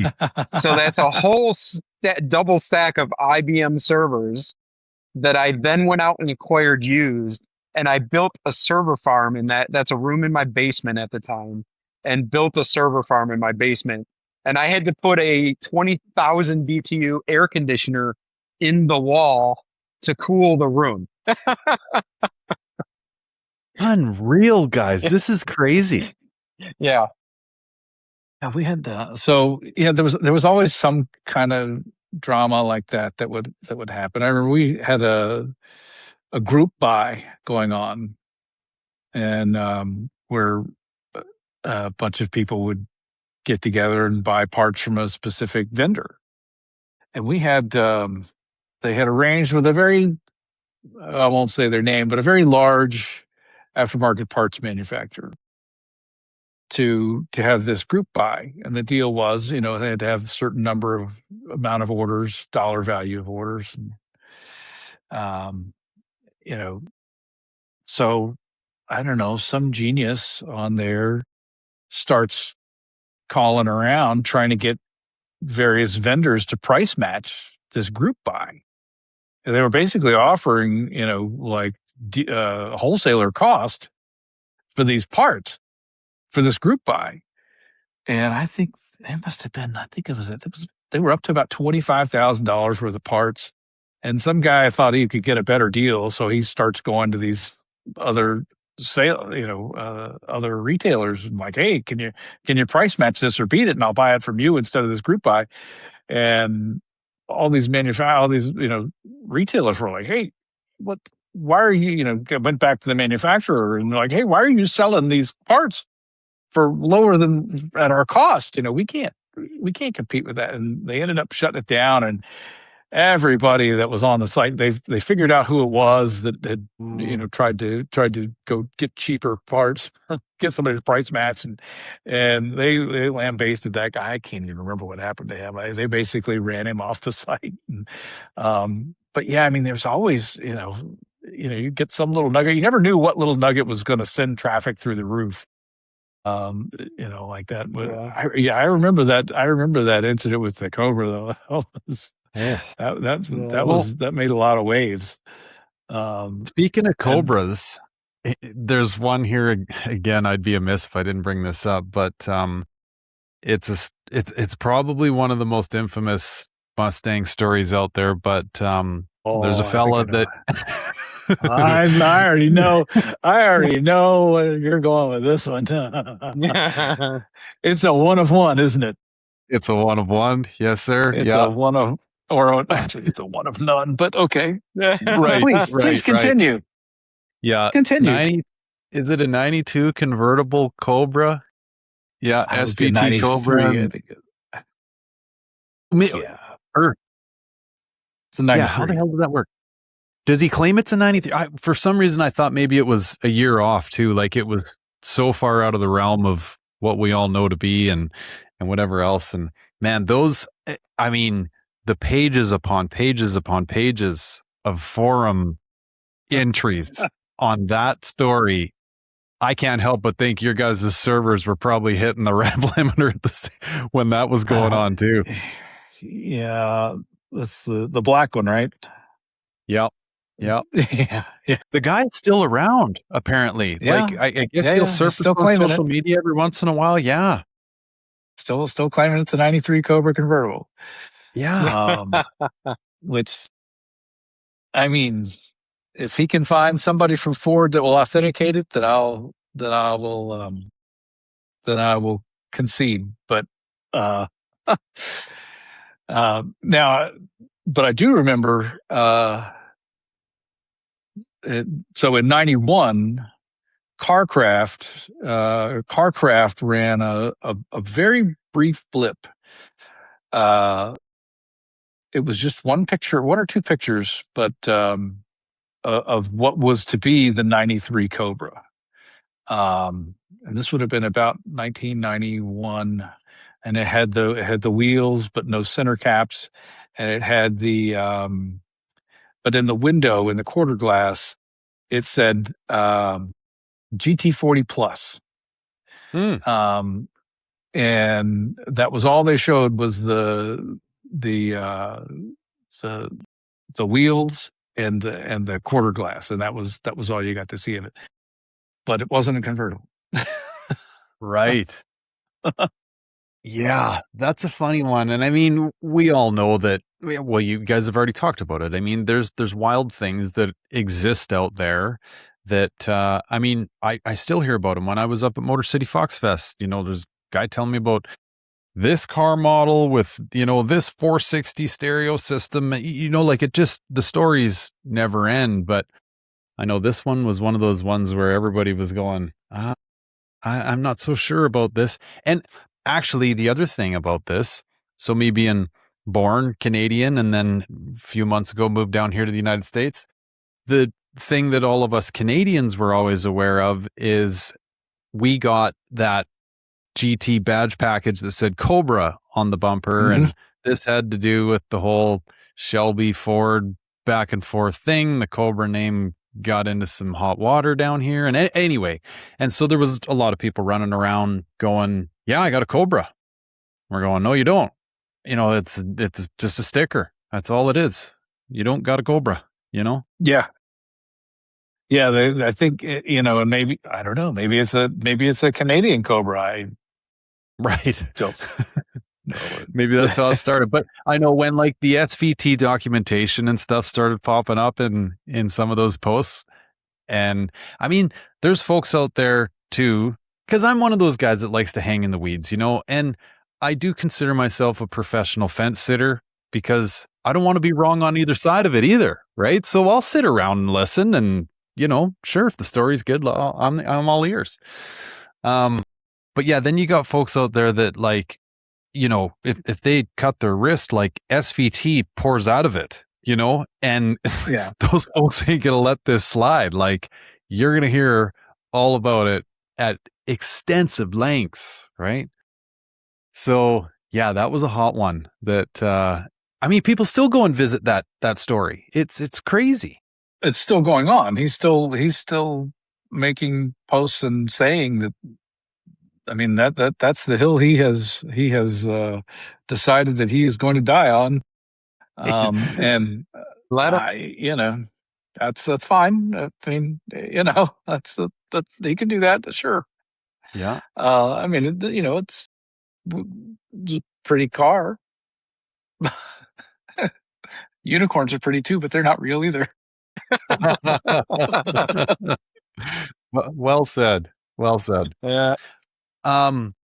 Okay, now, Chris, you kind of alluded to this a little bit earlier, but maybe if you feel like you want to expand upon it, and Dan, I'll throw the same question at you. Looking back, right, on everything that we know now and how the world has turned into what it currently is, and you see where traffic goes, and this would be a really interesting question for the magazine folks out there too. But what would you do differently if you had the opportunity? Oh man. Go ahead I would have first. hired Dan to do my advertising so I could have made more money and hired more staff. Yeah, get one of them fancy press books, eh?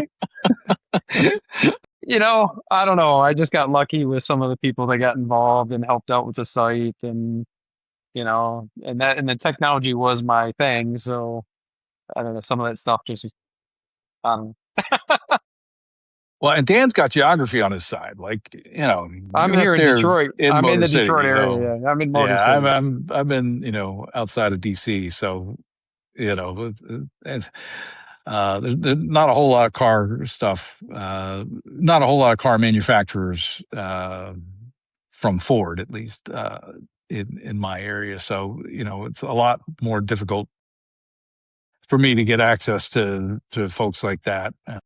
And so, yeah, Dan had geography on his side, that I did not have. And, but yeah, I think I would have, I should have taken it a lot more seriously, and really tried harder to expand and build on a lot of the relationships that I had already had, with some of the folks inside of Ford.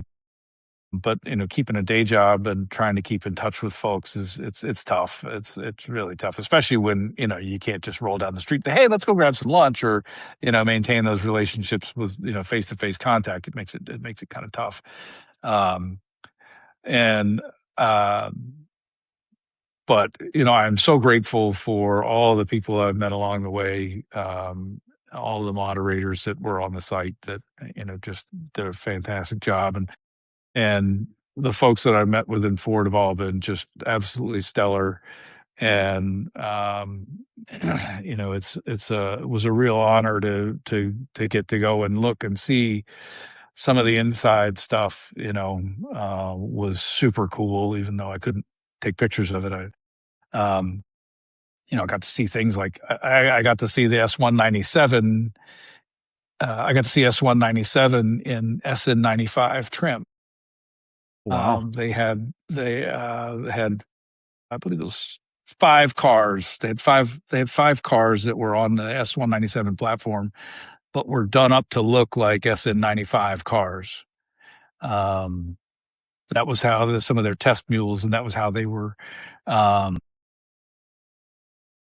uh, testing out the chassis and the platform, sort of incognito. They didn't need any because they really, unless you put one next to a real SN95 from a distance, you couldn't tell. It looked like an SN95. It had the nose, it had everything, and but there was a longer space behind the wheel well, and the door was kind of the giveaway. But getting to see stuff like that was super cool. And I would have liked to have capitalized on that more. Maybe I'll make a return. I don't know. It's Right. start my third career, come back to it all. I got to come up with a name though. That's the hard part. Right. And it's a pretty saturated market, so Yeah, that's the true. tough part. How about you, Yeah. Dan? What would you do differently, buddy? Oh man, quite a bit. But before I go into that, I want to echo Chris, like Please, yeah. super appreciative of the opportunities that, working with Mustang Works provided to me as well, and all the help that I got from various people through those years. Like Chris, there was a lot of moderators involved. God forbid all the work that like Rudy Weha and very long time friend of mine Dustin Wood did with me to cover all those fun Ford events. They weren't paid for that really. I mean, like we got out there, got us out there. It's whatever maybe, but they weren't like paid staff. Like a lot of us, the moderators, I'm sure same for Chris, and a lot of the people that contributed to the site. It was before I was DoubleClick site and I started making any, real ad revenue. And like Chris, I was maybe barely even paying for, servers and electricity and stuff for a long time. So even to kind of do what I did for a lot of those years was in part with the help of a lot of those people like that. And I'm also very fortunate and grateful for some of the friendships and the people that I came to know, you know, uh, before they were notable names in our industry, but gave me the opportunity to meet and make friendships with people that grew within the industry and that are notable names today, and that's why and how I know them. And so I'm very thankful for that. And periodic work with Ford. I had media credentials with Ford for many years. I don't think I did quite the internal kind of collaborations that Chris did sometimes with Ford directly, but still, met and worked with a number of people at Ford. So yeah, want to echo that as well. Hmm. God, what would I do differently? At that time, I didn't have the business sense that I do now, to be honest. A lot of that just happened out of circumstance and organically, and I got lucky in some ways, and just my technology know-how uh, allowed me to drive some of that. And, some of the things that I developed over the years personally from a skill set standpoint. And, I eventually I had a computer science degree, but eventually I went to business school. Um, I've worked in business for many years. I'm in technology and technology leadership, but I obviously in doing that work extensively with executive stakeholders and the executive side of the business. So I have a lot more of a business sense and a business head than I had when I was young. um, Yeah. so I wish I would have had a lot more of that then, and I wish I would have understood and frankly uh, pursued more relationship building because I wasn't very good at that time, and I think that I could have took Mustang Works even despite the .com bust and things if I would have had a little bit more leadership perseverance at the time and relationship building skills and more of the business prowess that I might have acquired through the years today now, I would have done a lot differently in those different regards. And I think I would have actually, instead of somewhat given up on it after some of those, headwinds that I ran into, I would have stuck with it. And I think if I had and I had pursued some of the ideas that I had back then at the time, that I could have turned it into really, my own enterprise and it could have become successful still. Um, and I probably would have been doing a little bit of a media empire today. And so, and I could have still took it a lot further. So if I have anything that I would have done differently, it's in those regards. And maybe if I have any regrets about anything through all that, it is probably not doing that, so Yeah. that's kind of my blunt and Guys, honest truth. yeah. You know, I can't help but appreciate, as you guys tell these stories, the passion that I think comes from both of you two, because hearing the story, like, it's still crazy to me. This is going to be one of the highlights when I go home tonight and tell the wife about this, but like literally physically moving a website, like, and this just goes to show you Gary, we didn't how, physically pick it up and like it's digital. So Maybe you didn't. I did. well, the servers, yeah. the servers. Yeah, that's Yeah, what I mean. Like, and again, my ignorant view of it, I'm just picturing this like, okay, like we're moving houses, so the site's going to go down for yeah. a few hours at least Uh, while we dolly all this shit out of here. Sometimes, yeah. Yeah, it like, did. It literally did. Like for at least it did for me. I didn't have any backup servers or anything. It was all production. And once the new Hey, T1s came in, I back turned everything then, off, back drove it then, around, turned it back if on. we back then if we did it, we did it in production. Yeah. So Fast. Yeah. tech people will get that joke, but It was always live. It was yeah, always right. production. yeah. There was no. I had a developer on one of my software engineering teams that he had a T-shirt that said, "When we do it in production." Yeah. Of course, we Yeah. did. We did not. We did not. But that was the joke. Too funny. Yeah. No, it's a very admirable hearing you guys tell this, because like I talk about this all the time with working on other people's cars and stuff, and I end up, well, I try not to, but sometimes I end up upside down in something that I've committed to. But yeah, the thing that I guess keeps me going through all that is the passion, right? Like if I didn't love what I was doing, then, you'd see wrenches hanging out of the wall. Sometimes they are, right? You're throwing shit and you're fighting stuff. And especially these cars, they're not getting any younger. Neither are we. That too. Yeah. Yeah.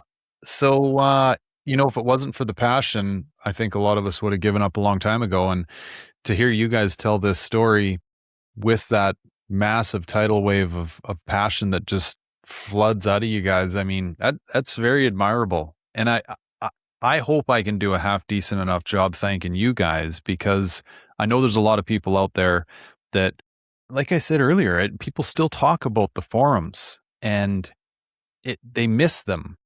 Like they want to go back Well, to that. Crowd.net's still there. Mustang Works is still there. They're still there, just waiting I know, for everybody right? to come back. Might come back have home. to might have to email me though to like actually approve your account, because I get the thing, these days is just floods of crap traffic from China and other countries, and I'm not joking. I probably get 1,000 new registered accounts, and they go into a moderation queue. Frankly, I don't let them automatically activate for that reason. And there's such a flood of bogus accounts from spammers all over the world. And I can look at the traffic geography, and a lot of it comes from foreign countries and China and things like that. That if you're a legit user and you're registering on Mustang Works today, you're going to be lost in a sea of crap, and I'm never going to see it unless I know that you're there. Like literally. It's so difficult to deal with that. A lot of times I just go in and go, oh my God, there's like 15,000 accounts in this list, and I can't possibly know what's legitimate and what's not. I mean, a lot of times you can look at it and you see the crazy crap email that they use, and that's not real.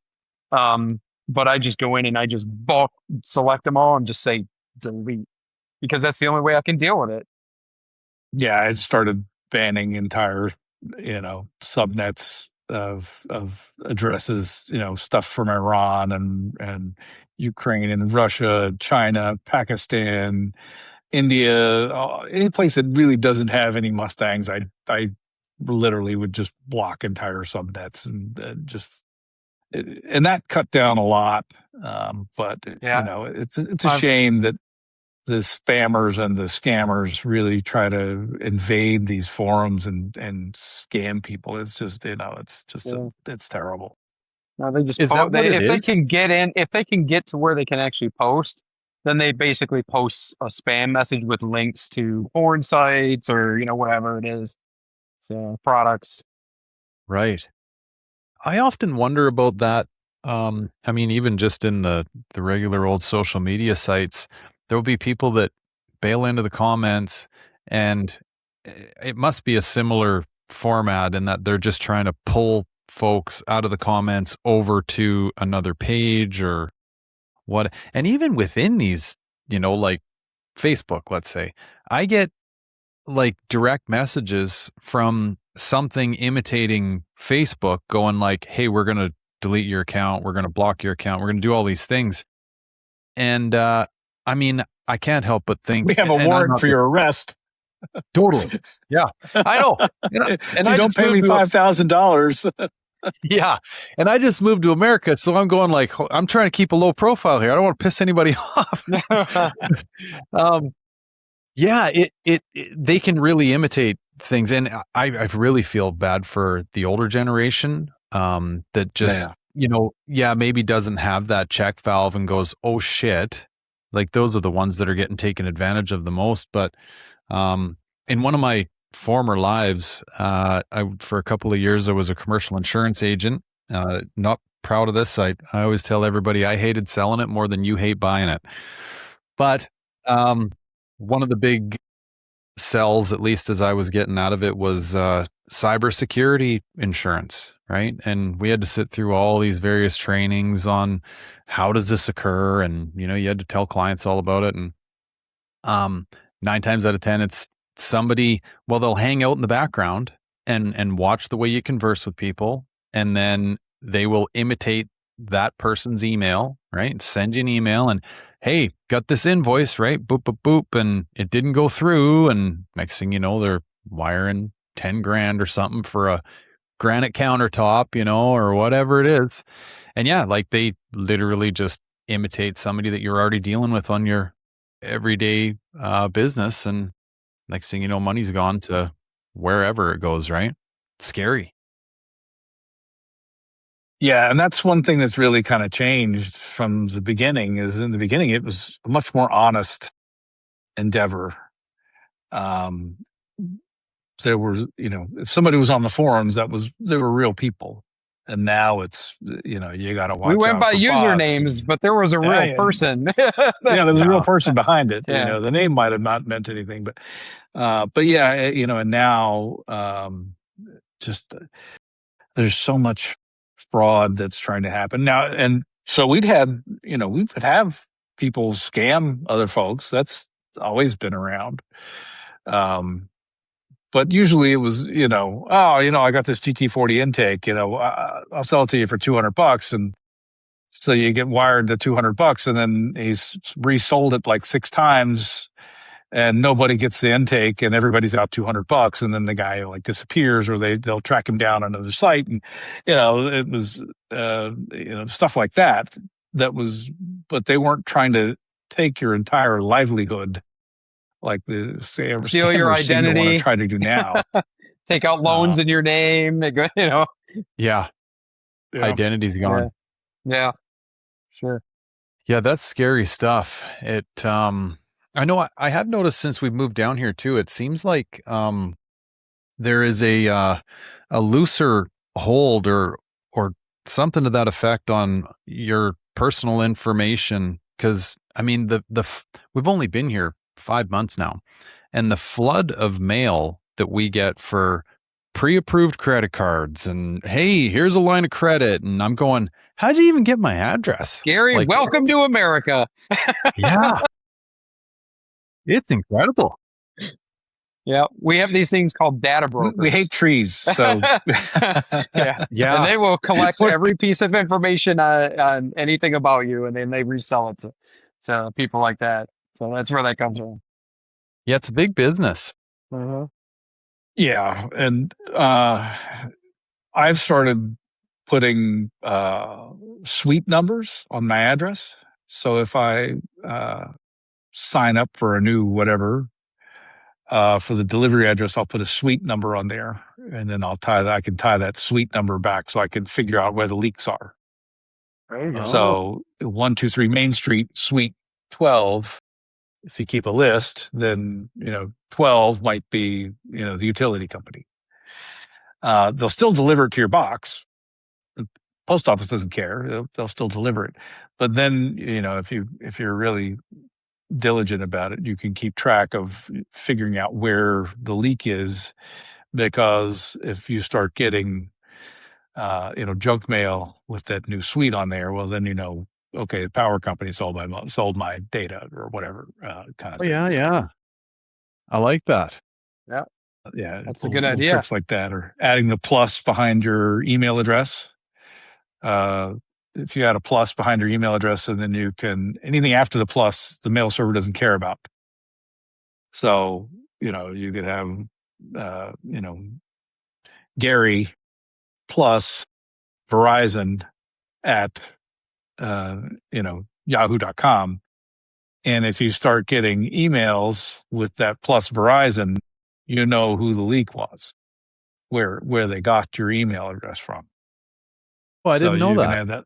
You can add that little plus on there, and then you can start figuring out, so anytime I have to sign up for something, I got to put my email address in. I'm like, all right, well, I put the little plus, and then what, either an abbreviation or something for that site with the rest of my email address, and then you can kind of help weed out, or at least figure out who's leaking your stuff. Right.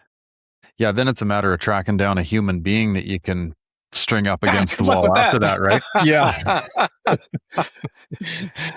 I have noticed that the AI operators, so if you get really annoyed, they will transfer you faster. Seems I have too. Oh. Yeah. Give me a human. Buddy, I know that my voice is on record a lot out there. And I mean, like, Because yeah, it's asking you the same question over and over and over again, and I'm trying to push 0, and that doesn't work anymore. And yeah, so I'm sure I'm in training calls like, this is what we don't want our recorded voice to do, because I'm like, give me a fucking human, like now. Oh, it's That's not good. awesome. Yeah. Yeah. Well, boys, listen, again, I'll take another crack at this. I want to thank you guys from the bottom of my heart. And I know that anyone that listens to this would be doing the exact same thing. Again, to hear the passion in your stories and the things that you guys did for the community. And I mean, you're in the history books. I know you're both humble guys, but like quite literally, there's a lot of people out there that look back on those times, miss those times. I know, to your point, Chris, get back in there, ladies and gents, right? You don't got to go to the same old sites that we're all tired of dealing with and stuff. We can go back to the old school forums, but yeah, what you guys did is incredible. I'm honored to be able to host you guys like this and to hear some of this story, because like I said, there's a big gap in what happened, right? Like how did it start and where did it go? And yeah, this has been a really neat story for sure. Well, thank you so much for having me on, and this has been a real pleasure, a real honor to be on your show, and I greatly appreciate it. It helps me feel relevant again. Yeah, I'll echo Chris, and it was great having the opportunity to meet you up here at Fox Fest, and I hope you come back next year. I think it's become a really great event. To full disclosure, I know the guys that put it on, so so I'm gonna plug their event. But it really, in a very short period of time, for its 4th year this year, has really become kind of a premier event for the Fox body community and Mustang community as a whole. And of course, it's right at was at the Glass House, and now this year, because the Glass House is being deconstructed because of the new headquarters, it's now at the Ford Experience, but right across from Henry Ford Museum and Greenfield Village, and you got the test track right behind it, and so it's still a pretty awesome venue. So. Yeah. 100%. And boys, I mean, we'll have to stay in touch. We never even talked about cars very much. It was all forum related stuff, but yeah, I'd love to hear more about well, Dan, you and I shot the shit there at Ford's garage. I got to hear a little bit of the story on your car, but I know that's a podcast in itself, that red thing over your shoulder. And we didn't talk about the Lightning. A lot of history to both these vehicles behind me. Yeah. So, yeah, maybe we'll revisit this again if you guys don't mind. Yeah, sure. Anytime. I'd love to. Yeah. I do have a question for you. Yes, sir. Gary. The green, the coupe is beautiful. That is one of my favorite greens. Now, was that the original 90? Was that a 92 green that I think Ford came out with that color? Is that the factory color, or is that something different? It is. Yep. There is a body kit on this coupe. Actually, I don't know. Yeah, now you can maybe see the back of it. I take a lot of shit for that by the purists. But so the reason I bring that up is the deck the lid. Haters hate. Yeah, haters gonna hate. Yeah. The deck lid, which when I got it, it had a spoiler on it. I've had this car since 1997. So the deck lid has been painted to get rid of the spoiler, and the body kit's been painted. But yeah, this is a 92 paint job, this one. Nice. Awesome. That's one of my favorite colors. Hands down, it's been one of my favorite ones ever since I can remember. And it was also kind of the almost same green as the 7-Up cars, I guess, or maybe it was the same. Was that the same green? I don't know if that was the same green as 7-Up cars and the GTs. Now, I always wanted a GT in that color, but you couldn't get it without the titanium body, and I always wanted the full paint, full color. Yeah. Yeah. I had a friend of mine that had he got one, and I was always envious of that car, but I never did like the titanium body with that green, because it should have just been the whole thing. Should have just been that color, right? Because it's just a fabulous color. But yeah. The two-tone conversation's a funny one for me, because I was never a two-tone guy growing up. Yeah. Always liked the full body color cars. And as I've gotten longer in the tooth and grayer in the beard, you start appreciating these things a little bit more, right? I've actually got a convertible hiding over here that's mine. It's a two-tone convertible, but like a red on titanium and then the red, white, kind of little bit of black interior. That is never a car I would have walked into Ford and went, I know exactly what I'm ordering. I'm going to check these boxes, right? But now I'm going, dang, like this is kind of the classy country club combo of colors, and it just tickles a little bit of a different itch for you, right? The older you get. Right. Yeah. Well, That's interesting. I'm How sorry if you tastes can't, change. if you guys can't tell, I'm a red guy. Yeah, definitely. Really? Yeah. I wasn't so sure about that. Would have never thought, never thought. Never would have thought that. Yeah. Yeah. Yeah. The colors are neat. So I'm rocking the school bus yellow on the Boss, and I bought that car off of a fell out in California. It was actually a SEMA car, and it was. I'm normally a speak softly, carry a big stick kind of guy. And I always loved the chrome yellow, the 93 special edition, and the 94 GT when that came out. I always loved that chrome yellow. But the school bus yellow has grown on me. And it's kind of the antithesis of what I would normally have picked for a color. But now I don't know. I love the color. It's like, I saw a Focus, about a 2013 ST that was also in that same school bus. I was like, man, I'd like to have that. It's like, I'm not a huge Focus guy, but I kind of like a matching set. Like, that'd be kind of cool. I'm like, all of a sudden I turned into this school bus yellow kind of guy. And, normally like I said, I had a sterling gray, GT500 with black stripes that was very subtle, and I like, nobody ever bothered me in it. And I really liked that kind of classy, subtle look. But and that green on your coupe is just one of those. It's such a classy color. I just love that thing. Man, it looks great. Yeah. And Chris and I are the opposite, because Chris was kind of always the open track, the road course guy, and I'm the drag racer guy. Right. Yeah. Stevie Wonder can drive fast in a straight line. Yeah, but can they pull, like 1.56 seconds, 60-foot times, and pull the front end 3 feet off the ground? Right. Chris, there was a point in time in the late 90s. I got this car in 97, and late 90s, early 2000s, when those yellows were so popular, I was going, dang, I wonder if I should paint this car. And funny enough, that I know, right? Thank God I didn't. But I'm so glad you didn't.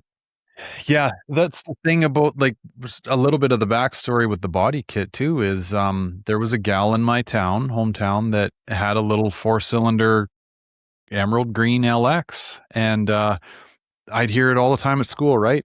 Hey, I waved at that little old lady driving your car the other day, and I'm like, it doesn't have 50 badges on it. That's not me. That's her, And so living through that era and trying to spice this thing up a little bit, like I say, I considered the car or the color change, and then the body kit, and a set of wheels and stuff. I'm like, okay, now we're getting away from granny car, and we're getting more towards something that suits me and my interests and stuff. So, yeah, it's one of those things that I tell people this, they honestly think I'm full of shit for saying it, but the car's been with me so long and has got so many memories and so many things tied up in it, been through life changes with me. It's been through everything.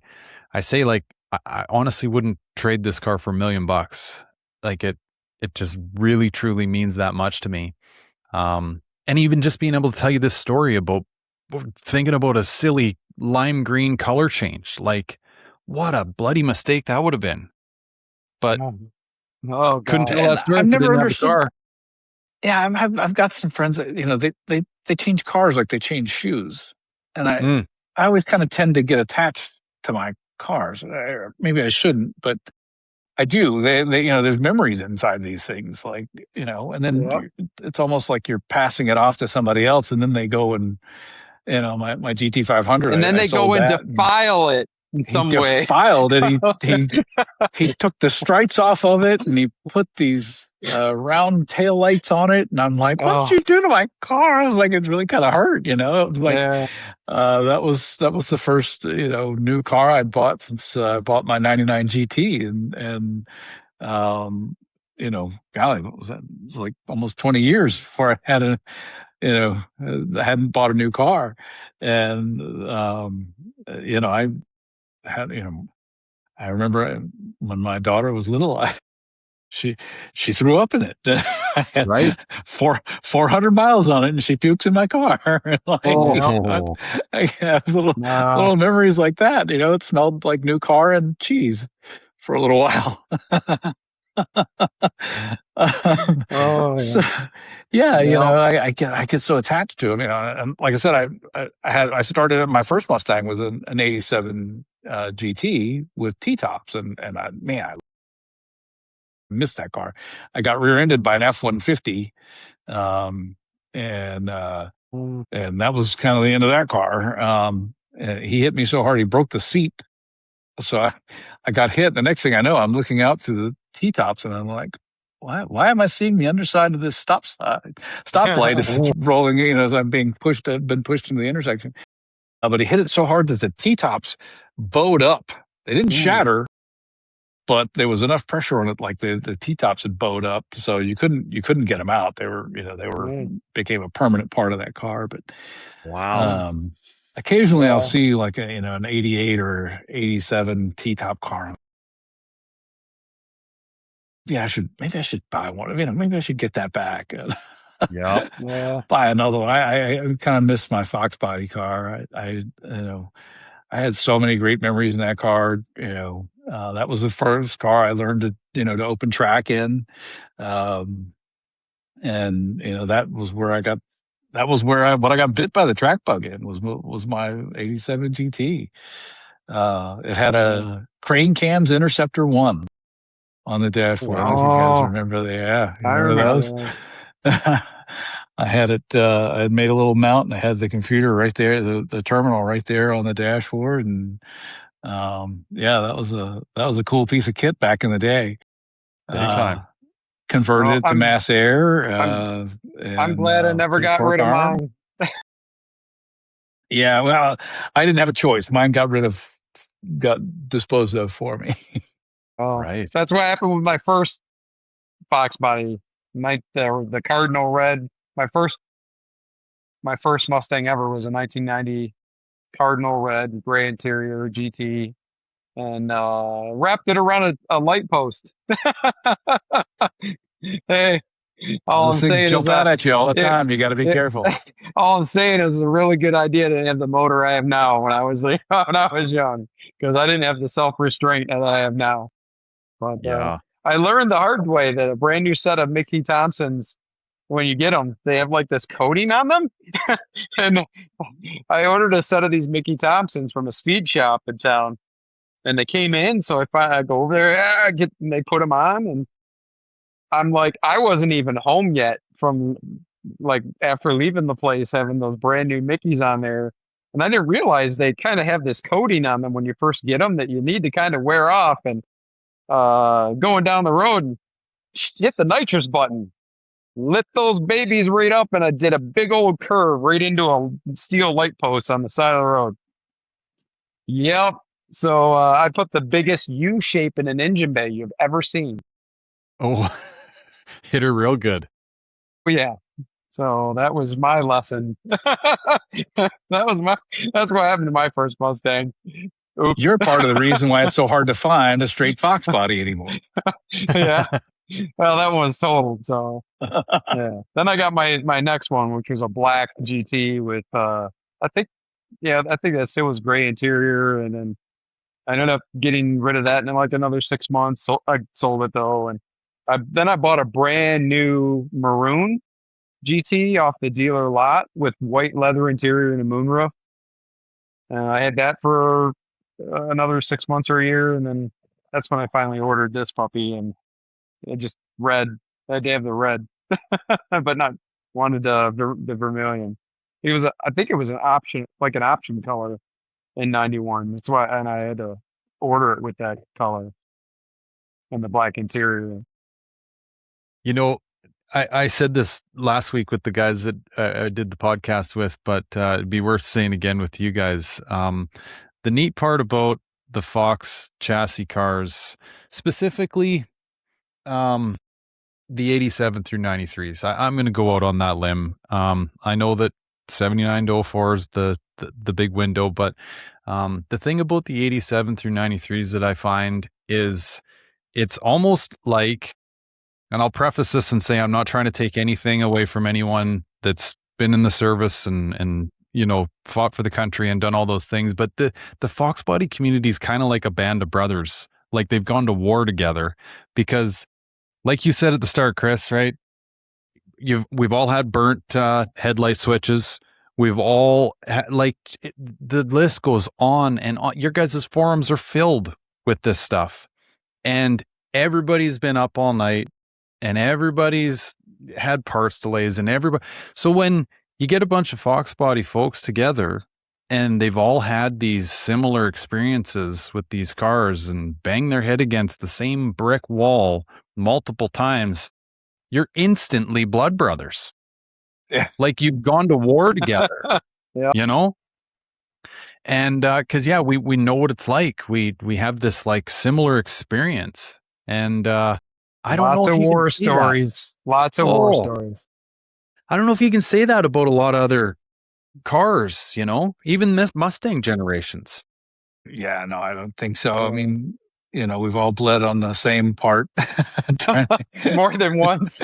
Trying to get to that stupid rear spark plug or trying to, you know, have that wrench slip off while you're up under there. And now you've just punched some bolt that was sticking out. And yep. You're bleeding like a stuck pig under the car. You know, most of these cars, you know, especially if you pick it up second or... I've had it cut me, burn me, try to kill me. Yeah. You know, the amount of DNA you could pull out of one of these cars from all the different owners, you could probably trace its lineage to see who owned it first. Yeah. It's true. Yeah.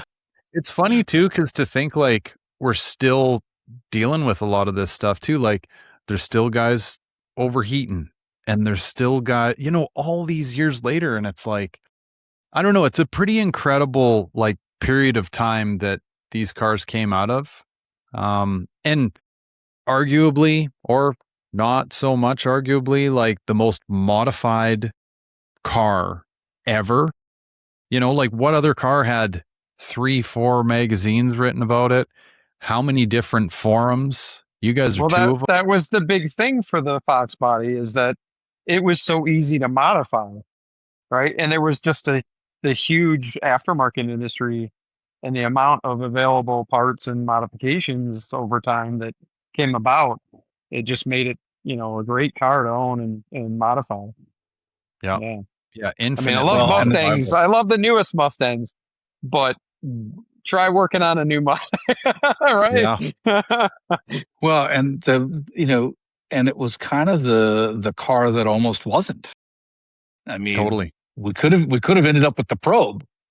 Yeah. I mean, how many probes do you see running around anymore? I mean, you know, 0. But how many Fox bodies do you still see running? And the number of Fox bodies tends to be dwindling now. Now they're, you know, that's why their value mostly what you gone. see are you see weekend cruisers now. You don't see them daily driven as much anymore. But yeah, I mean, you know, how many 1992 Honda Accords do you see at a car show? Oh, none. It's so true. 0. Hey, I know of at least 1 or 2 Escorts around though. Wink, wink. Yeah. But you know, it's a and these cars, it was like I said, it was a car that almost wasn't, and thank goodness they didn't give us the probe. I mean, they gave us the Pro, but they, didn't replace the Mustang with it. The cooler heads prevailed, and Yeah. unfortunately, Ford didn't make that mistake. Yeah. But and I think that these cars are, they're still, there's still people modding them even now. I mean, and still, still developing parts. Yeah. I like Dan's wheels there. I love the larger diameter 5-stars at Pony Yeah, Wheel. those I think are those, 17 by 10s. Yeah. yeah, they just make the car. It still looks original, but if you don't know, if you're not a Fox body guy or you're not a car guy, you really wouldn't notice the difference. But they make it look so much better with, going from 16s to 17s. Yeah. And the lower profile just really makes it pop. But yeah, I mean, and the fact that you can swap parts from 79 all the way to '04. You've just got such a huge market of stuff you can do. Because I had 94 seats in my 87 when the 94 came out. I wanted the seats, so I put the seats, and they just dropped right in. It was great. It was perfect. Yeah. And you just can't. I can't think of any. I mean, maybe Miatas maybe have Interchangeability. Yeah. interchangeability to some degree, but the Japanese market, they change platforms so often and so quickly that I don't know what their interchangeability is like.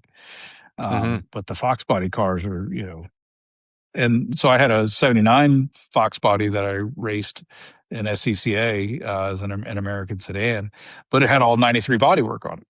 So here's a 1979 body that looked just like a 93, which was kind of cool. That car didn't live real long, unfortunately. That one hurt me pretty bad. Right.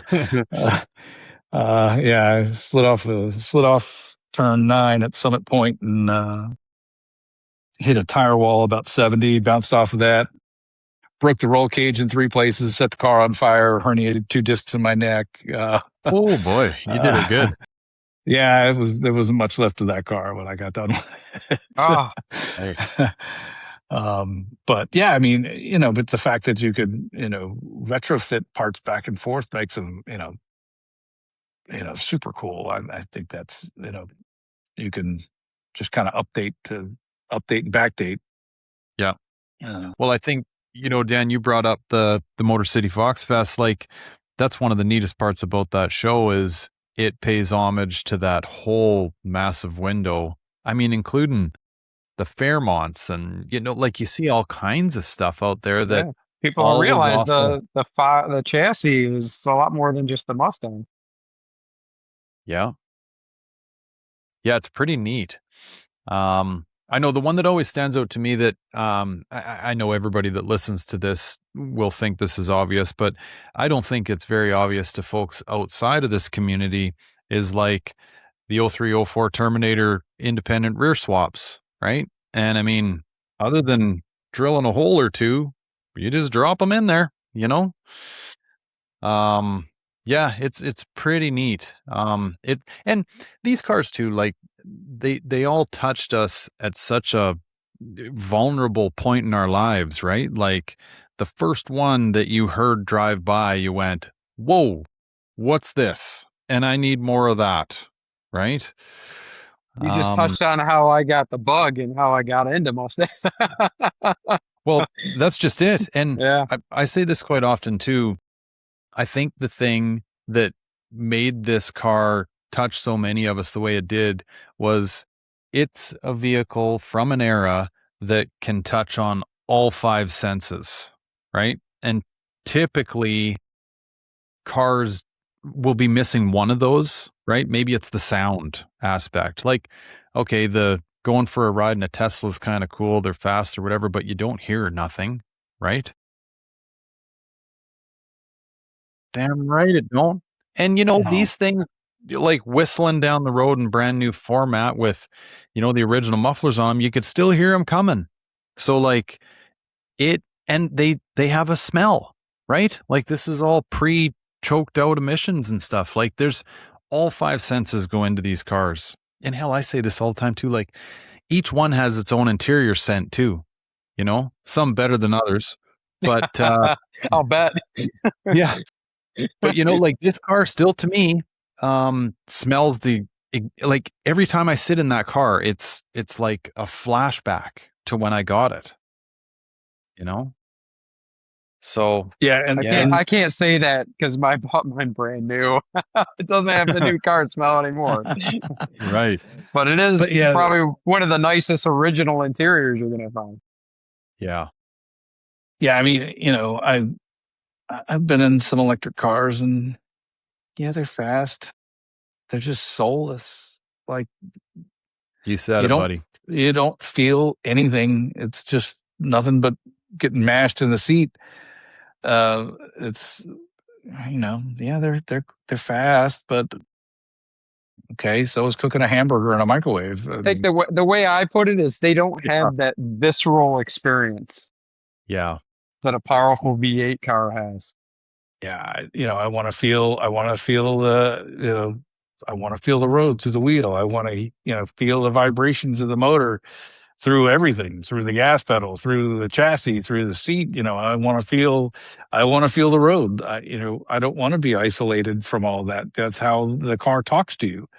It tells you what the front of the car is doing through the steering wheel. Well, when the steering wheel isn't even connected to anything in the front anymore, then it can't talk to you that way. And, when the back end is so, dampened down or is just an electric motor that, you can't feel that. It's just, they and I get it. We may be a dying breed. I'll never forget, there was at the auto show probably about 5 years ago, I was talking with a photographer there who was telling me that,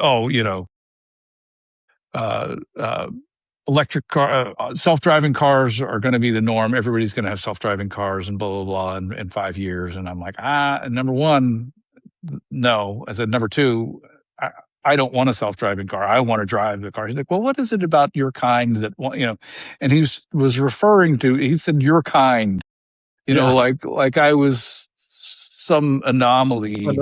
Yeah. I'm like, my kind. I said, look, for me, every exit ramp is a chance to have some fun. Like that yellow sign is just a recommendation.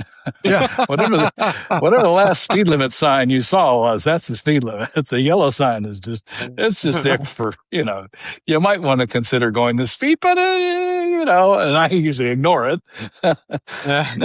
Meanwhile, every on-ramp for me is a potential runway. So yeah. Meanwhile, everybody inside is hanging on to the Jesus handle, and I'm having fun. And my daughter's like, "Daddy, you always get car sick when you're driving." Like, yeah. But and you do an electric car, and it's just there's no noise, there's no feel, there's no. It's yeah. It's a salt-free, fat-free cracker of the car world. It is. Well said. Yeah, I like your analogy, soulless. Yeah, I mean, they're just fast, but that's it. Like, okay. I'd take something that's slower, that has a soul, and that I can feel. That and maybe that and reality is, I guess there's some connection to actually even the people that built it. Like, some human put together that motor, and the end result I can feel through the steering wheel. I can hear it. I can smell it. I can, that's what's pushing me back versus what, some robot built and threw in the back and plugged the battery into, and off it went. I think what you're getting to is what where the passion comes from. What drives the passion? It's that experience. Yeah. And they could roll off nose to tail. Every one of these cars is a little bit different. They each have their own little quirk. And that's, the other thing I think that makes them unique and is that, yeah, you could have two cars that literally rolled off nose to tail off the assembly line, and one might need a part that the other one doesn't. Absolutely. Yeah. I know every once in a while, this doesn't happen very often, but every once in a while, there'll be somebody that jumps in the comments of something I've posted on these old cars, and it's a Tesla comment, right? Like, oh, my Model 3S, whatever, will do this, that, and the other thing. And every single time I go, buddy, nobody remembers having a fast toaster. Well, and here's the other thing. In 25 years, who's going to be restoring a Tesla? Yeah. Such a good point. It's a you disposable never know, car. but yeah. I mean, where are you going to get the screen? Where are you going to get the, I know they had, and I don't know if they've fixed them. I'm not a Tesla guy, but I know they had a problem where the software was continually writing to what was the equivalent of a flash drive, not an SSD, but a flash drive memory section, and was burning them out. And when they did that, like, you'd lose turn signals and windshield wipers, and you got basic car functions, but there was a real problem. I think it was a Model 3s that had that in there. But where are you going to get those parts? Where are you going to get all these circuit boards to restore all this stuff in 25, 30 years? You're not going to be able to. You're going to have to pull it out of a junk car somewhere and hope that it works. You're going to have to, scavenge stuff, and who knows where you're going to get a battery pack. You have to pull the whole battery pack apart and rebuild it by hand. And a couple of Tesla stories that I've seen that I liked was where they ripped the electrics out of it and they put an actual motor in it. Yeah. LS swap it. Yeah. Yeah. Somebody was doing that with the Fiskars. Right. Oh, golly. Yeah. From GM. Golly, I forgot his name. Was doing that with Fiskars, where he was yanking all the electric motor out and putting a vet motor in the Fisker Karmas. Yeah, because they're a good-looking car, those Fiskars. They've got some pretty cool lines to them. Mm-hmm. They do have some pretty cool lines, and I think they died again, didn't they? Think so. Yeah. They came back. They died. They came back, and I think they're dead again. But yeah, but you didn't need government subsidies to make you want to buy a Fox body. You wanted to buy one because you heard it, you saw it, your buddy had one, and you rode in it, and you fell in love with it, and that's why you bought one. And in my case, it was because that was the car that kept beating me, and the car that I had before my first Fox body. Oh, yeah. I think the Mustangs have converted a lot of folks too, right? You hear, I see this in the comments of my stuff all the time, right? Like, I'm a Chevy guy through and through, like bleed bow tie, but damn, that's a good looking car. Or, geez, that sounds good. Or, so I think, the Fox bodies converted a lot of folks as well. Well, and you talk about the sound, like,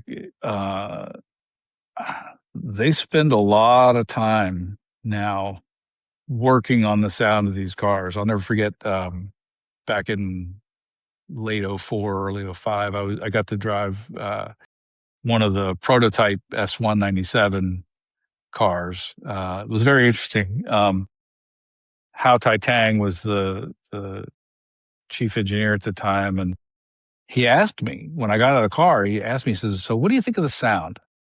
I said, "It's very close." I said, "But it's not quite there yet." He says, "We know." He says, "We're working on it." Like, they really put a lot of time and effort into the sound of these cars.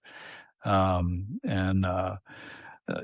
son bought a 2013 Boss 302. Now, it's bone stock, and I took it out for a drive the other day, and we've taken the inserts were already removed for the side exit exhaust on it. And I came back and I told him, I'm like, "If you touch this exhaust, I will kill you." I said, "This car is perfect, just like it is. don't touch the exhaust. If you put mufflers on here, I will kill you. Right. Because my boss was, when I bought it, it was already modified. It had the long tube headers and 3-inch exhaust. And I put some MagnaFlow. I put the GT500 MagnaFlows on it because I needed to quiet it down, and I put cats on it. And, but it lost the sound that it came with, and his car still has it. And I was just like, oh, don't touch mess the it up. exhaust. Just leave it. Don't mess it up. It's perfect. And I think the Fox body sound with the Flowmasters, that is just one of the most distinctive sounds out there. You can, I hear that and I'm like, oh, it's iconic. Yeah. I know I ran into a gal I dated in high school. It's been years now, but it was also years that I hadn't seen her at the time that this came up in conversation. And she said, "Hey, do you still got that green car?" Yeah, still got the Mustang. She says, I was walking down the street the other day and I heard what I thought was your car. And she said, I turned around and looked. She says, it was another Mustang, but it wasn't your car, kind of thing. And I went, holy shit. Like, this is like a ripple in time that is, it's not a ripple. It's like dug into the granite of time, that these cars and how they sound, like, to stand out. And she was the furthest thing from a car gal too, and people like that have memories of these cars and how they sounded. Like, that's incredible. And now you just get from these electric cars. Yeah. I know. I love seeing the meme now, right? When like somebody's getting out of their car in the parking lot and they say, I thought I was being abducted by aliens, but then it was just an electric car backing in beside me. It's like, here they come. Holy shit. Yeah. Some of these cars, the hum that they put in them, it sounds just like a Cylon from Battlestar Galactica. It's crazy. It's like, really? I know. Like, how about just, when you put it into reverse and you rev it up a little bit, there's your warning, right? Get the fuck out of the way. We're backing up here. Right. A couple of years ago, we were at a Mustang event up in Detroit, and there's tons of Mustangs, and there was a couple of Mach-E's, and everybody, I'm filming and come by, and they give you a little rev, and I got the Mach-E, and I was like, I don't hear anything. Yeah. The best spin that I've heard on the Mach-E, because I know, like, I think the only people that don't despise the whole thing, like, and the thing is, it's definitely worth saying, I don't mind the vehicle, okay, but what the fuck are you doing calling this a Mustang, right? Like, this is every Mustang guy's hang up with it. But anyway, the best one that I heard about the Mach-E was the best way to refer to it is just put an ER after Mach, the Mach-E. Mockery. Nice. Yeah. And I can appreciate the Mach-E for what it did for the rest of the brand, and that is it kept the V8 alive. It was a sword. It laid on a sword for sure. Yeah. I get why they did it, and called it that, and that way it boosted the cafe numbers for the rest of the car. So it was, it helped us keep the V8 alive, and so for that I appreciate it. But I refuse it. I refuse to put the other M word in front of Mach-E. I just call them Mach-E's. I don't call it the other M word, because it's just not. And I guess now there's some debate about a 4-door Mustang, and Wow, call it something else. 100%. Yeah, a real Mustang just isn't 4 doors. Yeah. I mean, bring back the Fairmont name. Yeah, call it a Fairmont. Yeah. What's funny about this too, and I mean, maybe Dan, this kind of brings your pickup over your shoulder into the conversation, but like, I could see where the train of thought was going when they brought out the electric F-150 and called it the Lightning. Like, okay, like, this logically tracks towards electricity. Yeah, I totally get why they did that, right? Obviously, lightning, electricity, you can kind of get that. Um, but I was like, man, it's just not a lightning because Furthest thing to from me, it. a lightning is like a Mustang. It's got that pound and V supercharged V8 under the hood and the visceral experience. And, I kind of really wanted another Mustang at the time, but the problem was I had never had a tow vehicle for my car. And because I was racing it, I was always afraid I would break it at the track and then I'd be stuck. And so I was having a conversation with someone I've known for a very long time who um was a Ford employee and kind of saying, yeah, I really like to get another Mustang, but man, I really need a tow vehicle. So I don't know, maybe a Lightning because it's a performance vehicle and be like a compromise. Like, I could have a performance vehicle, but then I'd have something that could, I could tow my car with, go tow a trailer. It was just it was a random conversation. And about 3 months later, I got a call out of the blue, and he was like, "Hey, you still want a Lightning?" And I was like, "Yeah, I guess so." He's like, "Good, I've got you one. You have 3 days to come and get it." So I'll just tell you that this Lightning behind me is a little bit special in that it's Lightning number 14. It's the 14th second generation Lightning ever produced, and it Jeez. was originally an internal Ford press fleet vehicle with SVT. So sitting behind me is the Lightning, as I was told the story, that was the Lightning in the 2000 International Auto Show as a 2000 Lightning, even though it's actually a 99, because there wasn't any changes really from 99 to 2000. And there weren't any 2000s available yet being produced, so they used this So and I Wow. probably presented drove as your a, truck before you did yeah, because I maybe. did a They SVT press event at they Waterford presented it Hills. as a 2000 Lightning. It was used for shows and press. And when I picked it up in the parking lot of Ford World headquarters from the individual that helped me acquire it, I literally picked it up in the parking lot at the glass house. I handed that individual a cashier's check for the vehicle. It had 5,000 miles on it. And in the glove box was sitting the original registration and insurance card in Ford Motor Company's name, the internal fleet reports on the vehicle that give a rundown on the whole vehicle. And I forgot, I have to grab it to see what the name of that system is, but they have like an internal system that tracked and reported on that. So I had the printout from that system. It had release letters still sitting in the glove box where they had signed out the truck to Car and Driver and Truck and Magazine guys for a press review. And they were still sitting in the glove box. And I have all that to this day that proved the provenance of the vehicle. And then I didn't have it for almost 25 years because I didn't get it through a dealer, right? So I didn't have the SVT certificate that you would get with a SVT vehicle when you buy it through the dealer. So just a couple years ago, I actually went through Ford and I got a copy of the actual SVT certificate. And sure enough, it's number 14 of 4,000, whatever it was produced for 1999.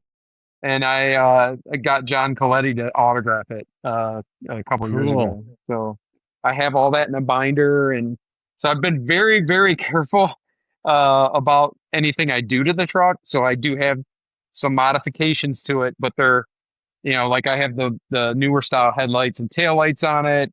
I put a touch screen, head unit in it with CarPlay, but I was very, very careful about hunting down one that would go in there without cutting up anything or modifying it.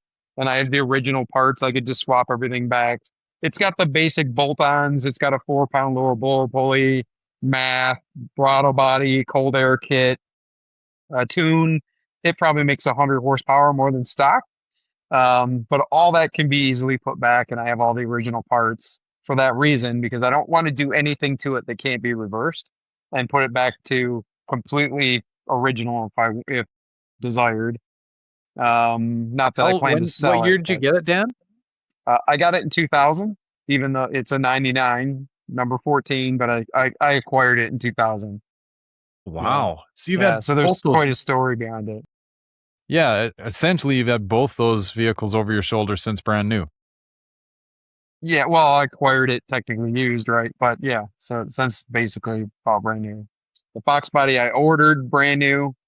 The Lightning I got mildly used, but as an internal vehicle from Ford, yeah, what as a press vehicle.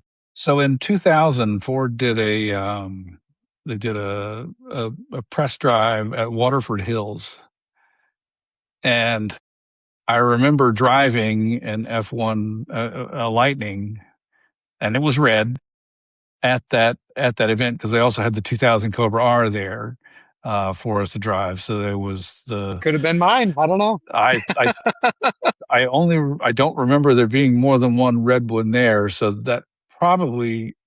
I probably beat on your truck before you got to. I'm sure it was beat on a little bit because it was a press Oh, vehicle, it and I was and pretty I hot. know for a fact from the release letters, still sitting in the glove box, that Auto Week and Truckin' Magazine and Car and Driver had that truck. That is the truck that was in their magazines and they reviewed because I have the proof. Now, if you got those issues, No, I don't have the magazines. I might be able to get I bet I do. archival copies. Oh, nice. Okay, that's a talk. Right. Yeah, Well, that'd be that'd a be. cool spread to have all that Yeah, stuff. I do know through John Clore, who's the kind of the head of communications at Ford Performance, and talking to him, and he knows about the truck, and I'd given him the history, and he was like, I remember that truck. And he's like, as a matter of fact, we had a special plate that we used to put on it, not like a manufacturer plate, some kind of, I don't know what it was, special plate. He's like, I think we still have that in a drawer at Ford Performance. And I'm like, can I get that? Yeah. So I've never confirmed that it is in a drawer there or got a hold of it, but I'd love to. But he also kind of remembered the truck and sort of validated it, talking to him about it. Yeah, so and then the other funny story about it is if you've ever seen the Ford Heritage fleet, they have a Lightning in the Heritage fleet. Well, the Lightning in the Heritage fleet is number 16. So I've actually talked to the guy that manages the Heritage fleet, and the guy that runs the historical collection and stuff at Ford, and they know about the truck. I've told them the story, and I kind of told them, yeah, when I saw that the Lightning in the Heritage fleet is number 16, I just had to kind of chuckle because mine's a little bit more heritage than that. Yeah. That's an incredible story with that pickup. Yeah, Wow. yeah. So literally, that's my tow vehicle for the Mustang. What, Dan, would you know It what is the looks tow damn rate? good. The red Lightning pulling the red Mustang Yeah. What is the tow rating on them? at like 5,000 or 5,500 pounds. Yeah. Oh, and it has no problem. Matter of fact, It'll jerk the Cyberbra hitch right off the trailer. Cyberbra Yeah. 2000. How do you think I towed the Mustang down there for the event with that Lightning? It had no problem going up and down those hills in Kentucky and Tennessee. Yeah, Right. Oh, yeah, very cool. Yeah, that is probably a sight to see going down the road. What a nostalgic road train. yeah. I pulled into a couple car shows where I trailered the car there doing that, and people were just like, "Oh wow, look at that Lightning pulling the Fox body," and it is a neat sight. Yeah, Yeah. like matching almost vehicles, one towing the Lightning Every towing the guy's Mustang. dream. Yeah. Yeah. So in some ways, I love my Lightning more than my my Mustang. Um, That's the thing about yeah, them, right? I've never owned one myself, always wanted to, but anyone that I know that has had one, they're like, it's the ultimate rig. You know what I mean? Like you get all the fun of a car with the ability to throw some shit in the back of yeah, it. Like, it how can do you beat move. that? Well, And I they tell you, move. I Yeah. I dynoed it when I first got it, bone stock. They underrated the Lightning. The 99s, 2000. I think they 390. changed them. I think they changed the mass air. I think it was 2001, and then the horsepower went up a little bit. But they rated it at 385 horse, and I think it was 400. foot-pounds ish of torque. Well, I dynoed it right after I acquired it. It dynoed at the rear wheels at 385, and it made 420 foot-pounds of torque. Is that So right? they were underrated, yeah. And now it's probably 100 horsepower more than that with the bolt-ons and tune. So yeah, Well, and they're another rig that makes all the right noises too, like jeepers. yeah. Well, that has a full Borla Oh, exhaust system too, so it sounds really good. Borla? Oh, nice. Yeah, yeah, they Heck were one yeah. of my advertisers back in the day, Chris. So the Borla system on that, they actually provided that to me for free. Oh, there you go. Back in their advertising on Mustang Works days. Yeah, So, yeah, I got very a set cool. of Toyo tires on it that Toyo provided me. They were one of my advertisers. Yeah, like there's parts on that Lightning that came from some of my advertisers on Mustang. Well, that's a cool little throwback too. Yeah, Yeah, totally. Okay, boys, I know it's a school night and you guys are later than I am, so I want to, be conscious of that. Gentlemen, I can't thank you enough for this on so many levels, not just your time on the conversation, but like all the other stuff before. This has been an incredible honor to host you guys on here. And thank you so much for sharing this story with us. yeah, Well, thank no you, problem. Gary. Yeah, appreciate you having us. It was fun. Yeah, 100%. So, okay, guys, don't go anywhere, but thanks again. Really appreciate you.